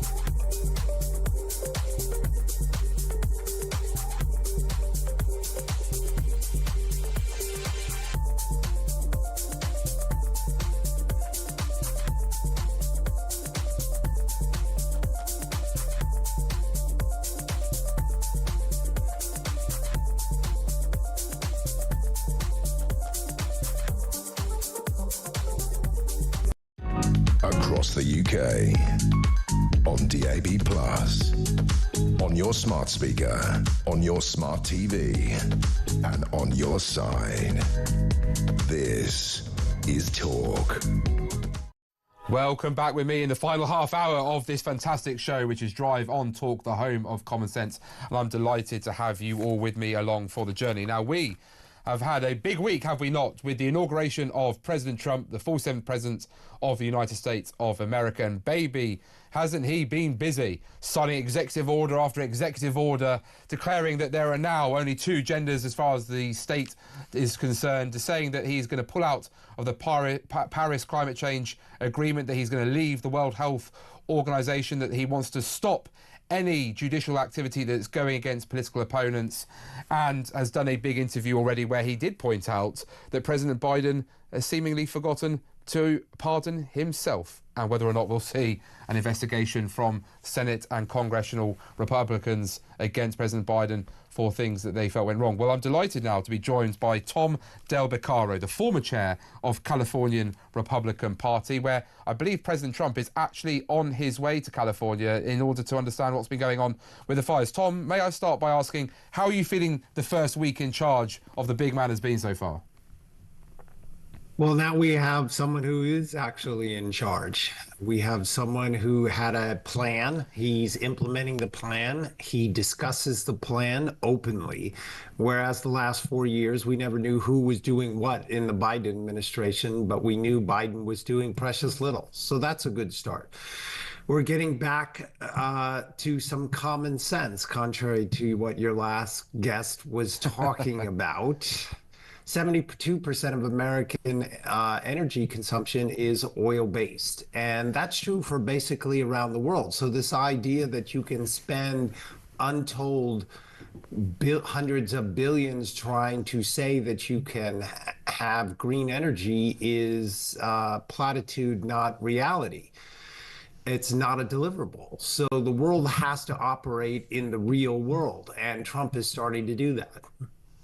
What do you think has been the most shocking thing? For me, it's been actually, like you say, that ruthless kind of plan that's being implemented. The discipline is what I've been most impressed by when it comes to President Trump when he's returned. And it seems like him and his team, who feels a lot more settled, it feels like he's gone for people that he trusts rather than maybe some Republicans like John Bolton, I've got later on the show actually, who kind of, were seen as kind of on the fringes, but still essentially establishment type figures. Do you think you've been much more impressed with that driven focus and he's got the right people around him to actually deliver the agenda that I don't think we fully saw between 2016 and 2020? I agree with you. Let me do this analogy. The first time you play a links course in England, you don't even know where things are going half the time. But now that he's been president, he knows the track. He knows how he should point in what direction. And importantly, he learned so much in the process. So the 4-year break proved to be quite beneficial from an efficiency point of view. And so he knows where he wants to go. He knows where the landmines are. He knows where the coffin bunkers are, and he's trying to avoid those. And he is being much more efficient. You're correct. And do you think that it's good to see President Trump talk sort of more positively in tone about China, but still make the case that, he's not going to be soft on them, but there's a way that they can work together, him and President Xi, and particularly when it comes to the war in Ukraine, where he's actually asking President Xi to use his influence with President Putin to say, let's get round the table and let's get this sorted. Because I was sick of UK commentariat, and I'm sure you've seen some of it, Tom, who were trying to make out that President Trump basically is willing to sell out Ukraine. No, he's not. What he is sad about is the unnecessary loss of millions of lives disrupted, and of course, obviously, weakening the US's own military by obviously all the weaponry that's been donated and of course all the money too.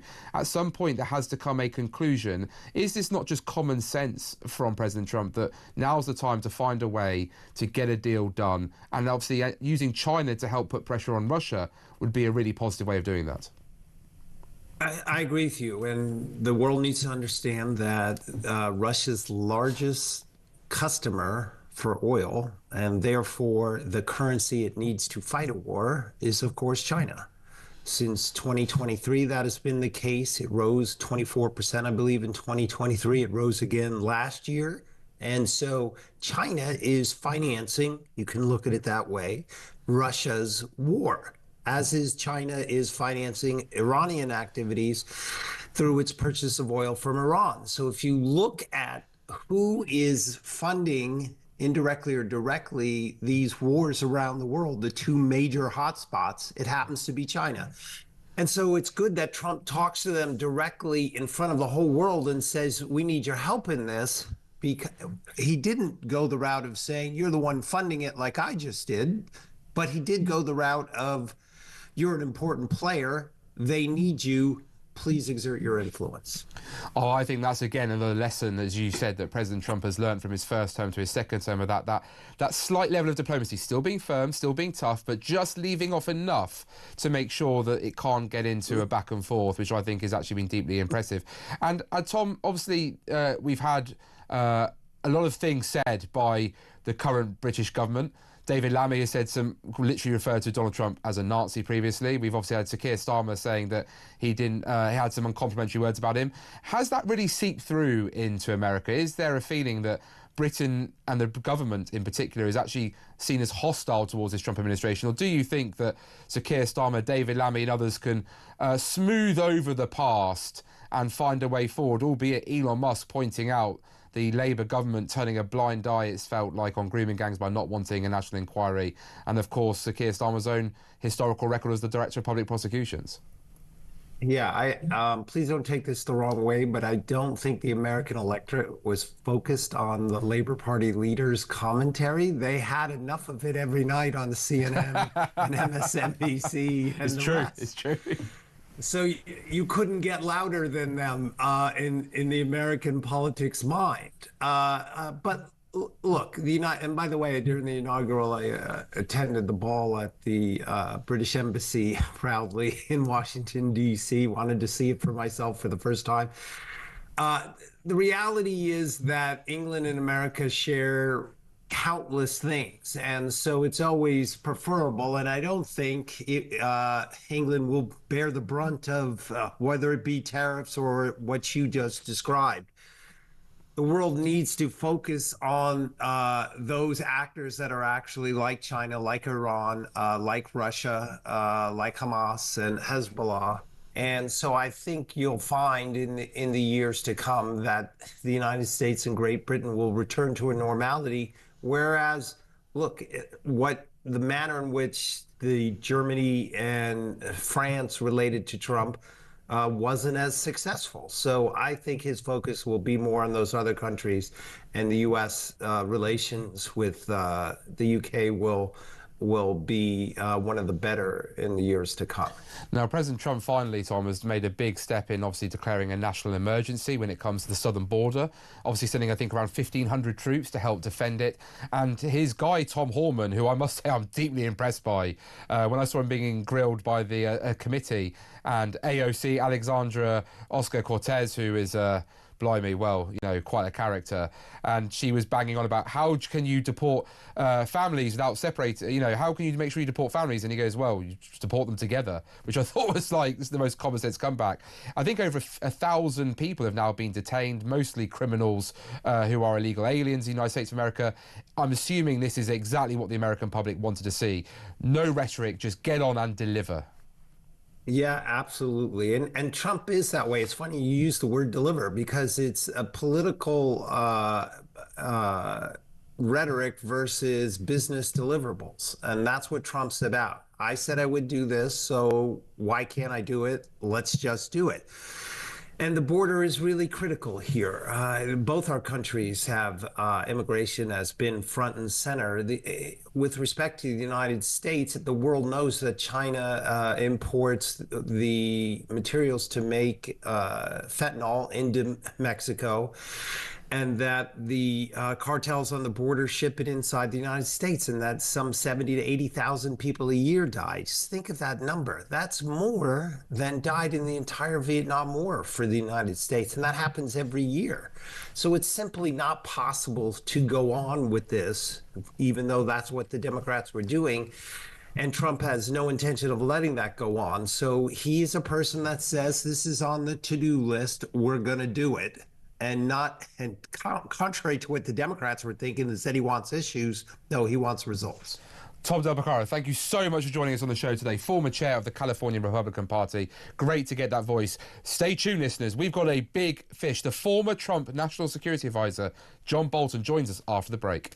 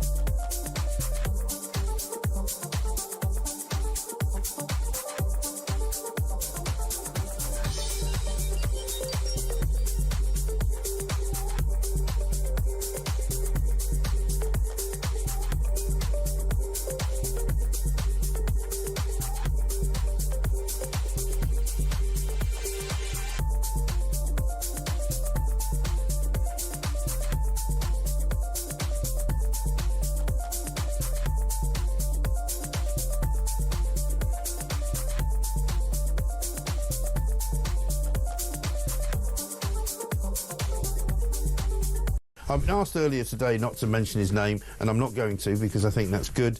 I think that's quite right. Why would we give him the honour of naming him? And in fact, you know what? You put a picture up of him. Let's get rid of that. Let's not even put his picture anymore in front of the people. It's a horrible picture. He looks demented. He looks deranged. I think it's better if we don't even see that picture anymore. You know, let's consign him to the dustbin of history, and let's hope we never hear from him or his representatives ever again.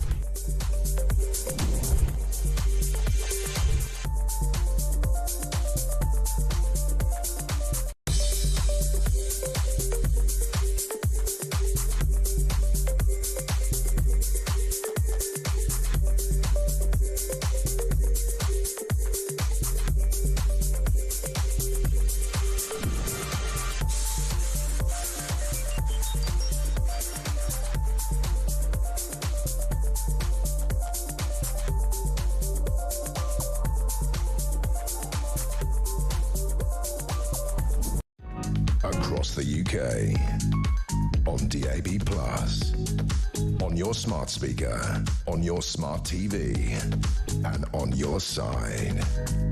This is Talk. Welcome back for the final segment with me, Jonathan Gullis, on the tome of common sense that is Talk at Drive. We have had a fantastic show and looking at some very big and difficult topics. I'm grateful to all my guests. Just to read out a few text messages. Stuart has messaged in on WhatsApp. Reeves changing the non-dom tax law is like shutting the barn door after the horse has bolted. I would expect an economist to know the consequences of their actions beforehand, not afterwards. And another one that says, if Starmer rules out whole life sentence for teenage killers because they're not old enough, why does he want to give the vote to 16-year-olds? Well, look, I'm delighted to be joined now via the internet. John Bolton, the former National Security Advisor to Donald Trump, who has been in the headlines this week after Donald Trump decided to remove his security detail, having been seriously threatened by the Iranian regime. Mr. Bolton, how are you? I'm fine. Thanks for having me on. Thank you for joining us. And may I ask, first of all, how did you react when you were told that your security details was being removed from you? And when, in fact, did you find out?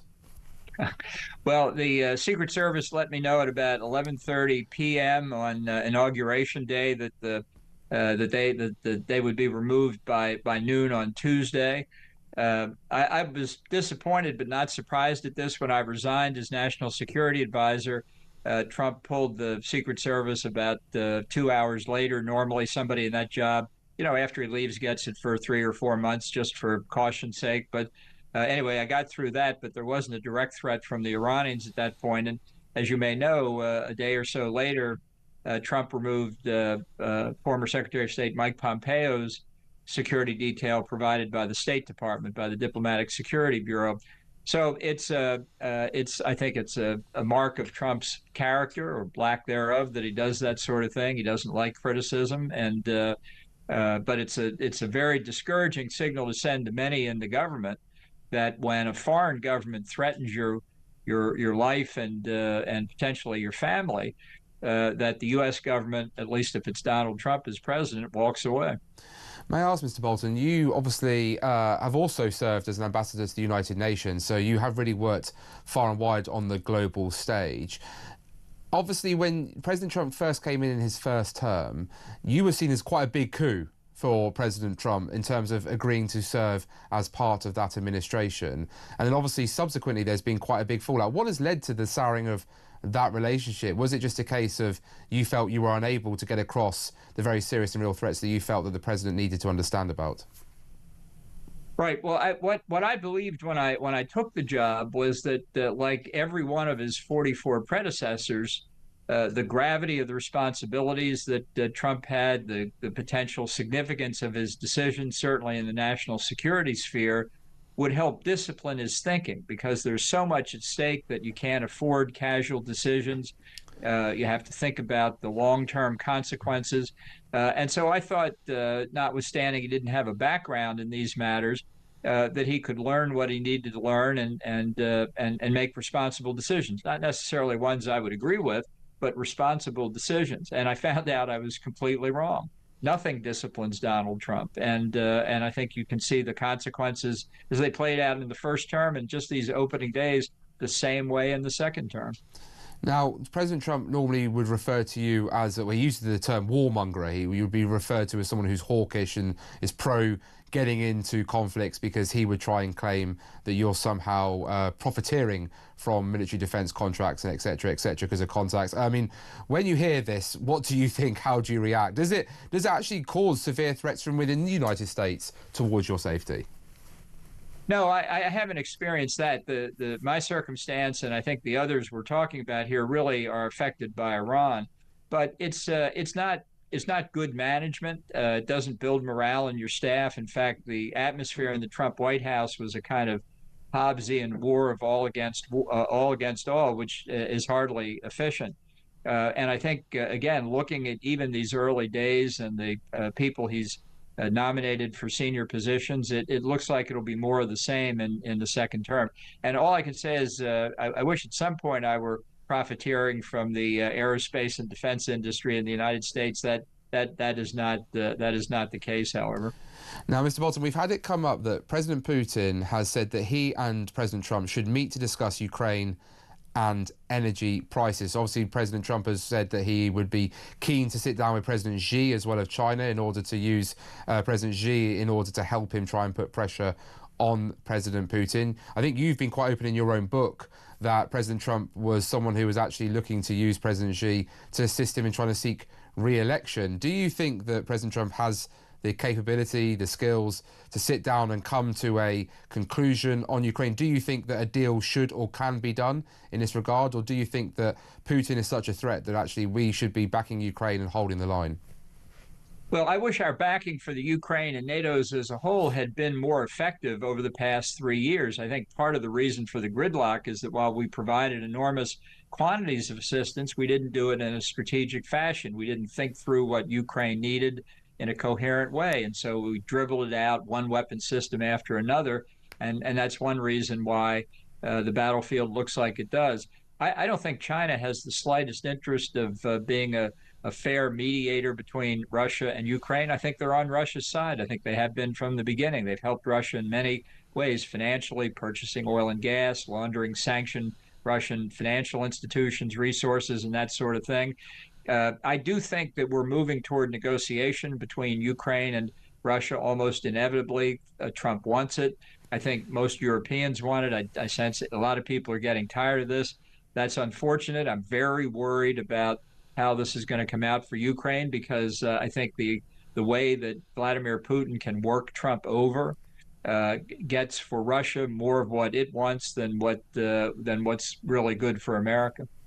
My concern would be, Mr. Bolton, so you know, that history teaches us a big lesson, and that when you cede a little bit of territory and agree to something, particularly as we saw in Nazi Germany, they kept pushing and pushing and pushing. And my fear with President Putin is that he may agree to something in the short term. We might get some nice platitudes, but ultimately we'll start to see forces push further and further into Ukraine again. And whether or not the international community would then rally up one more time, I fear would be difficult to see in the short term, which would only play into President Putin's hand. Is that, do you think, a fair assessment, or do you think that's a slightly sort of rose-tinted view of history? No, I think that is a fair assessment. We know from statements Putin has made going back to 2005 that he thinks the breakup of the Soviet Union was the greatest geopolitical catastrophe of the 20th century. He wants to put back together the Russian Empire, not the Soviet Union, but the Russian Empire. And to that Russian view of their place in the world, it includes Ukraine. So he tried once in 2014. He didn't get as much as he wanted. He tried in 2022. He didn't get as much as he's wanted, obviously. So if there were a ceasefire in place, I think you'd have a new border between Ukraine and Russia along that ceasefire line. And at some point in the future, 5 years, some period down the road, after his military has been rebuilt, we'd see a third invasion. Do you think if there is a sort of no-go zone that's policed, would American soldiers have to be on the ground, or do you think that's the responsibility of NATO? Well, I think there's zero chance Trump would contribute American forces to that. And I think people ought to be very careful of this idea of peacekeeping in the UN context. It freezes conflicts. If that were the way it played out, I think Ukraine could kiss most of that territory goodbye for the foreseeable future. I think anytime you freeze a line and then it goes over and over year by year because of negotiations, it's very hard to get back. And people talk about peacekeepers, but not the rules of engagement. If the Russians violate the terms of the ceasefire, can the peacekeepers use force to push it back? Or like most UN peacekeepers, are they restricted to using force only in their own self-defense? There's a big difference, and whether NATO could take the secondary role, I would be very surprised. I don't know who the true contributing countries would be. Well, look, Mr. Bolton, thank you so much for joining us today. That was John Bolton, former Trump advisor on national security and former ambassador to the United Nations. A really big coup here for us at Talk to have his view. And even if he and I may disagree on the positives of President Trump, I think it's still important to hear someone who's worked with him. I'm delighted to be joined by the wonderful Kevin O'Sullivan and fellow Fulham fan as well, may I say. I am a big Fulham fan, Kev. I'm a big Fulham fan. I'm going on Sunday night, right? 7 o'clock is the kick-off time. Sunday night. I hope United is as rubbish as they have been. Well, yeah, but I mean, what kind of a time is that for a football match? You know, it's a weird time. Waste of a great fixture, but I will be there. What have you got coming up on the political asylum? Well, let's just talk about Fulham, shall we? Yeah. Zia Youssef from the chairman of the Reform UK party will be coming on in just a moment because you'll be interested in this. Reform UK have now overtaken both Labour and the Tories. They are now officially the most popular party in the country, so they've got a head of steam, and also it's going to be great to talk to him because once again I think they've grasped the nettle in terms of the way the nation is thinking, and the death penalty debate is very, very relevant right now, and Reform are saying it should be an option. And I don't know about you, Jonathan, but I've always been pretty diffident about it. I've never had strong feelings about it, but when I see the case of Axel Rudiger-Gabana, I think, well, the state should have the option. It would happen once in a blue moon, but we should have the option. What do you think? I was someone who was opposed to the death penalty, and I laid out earlier on the show why, but when, like you say, you read cases like this, I totally understand why there would be an exception. And look, I'm someone who could easily be convinced into backing that view, and it'll be interesting if Reform make that part and parcel of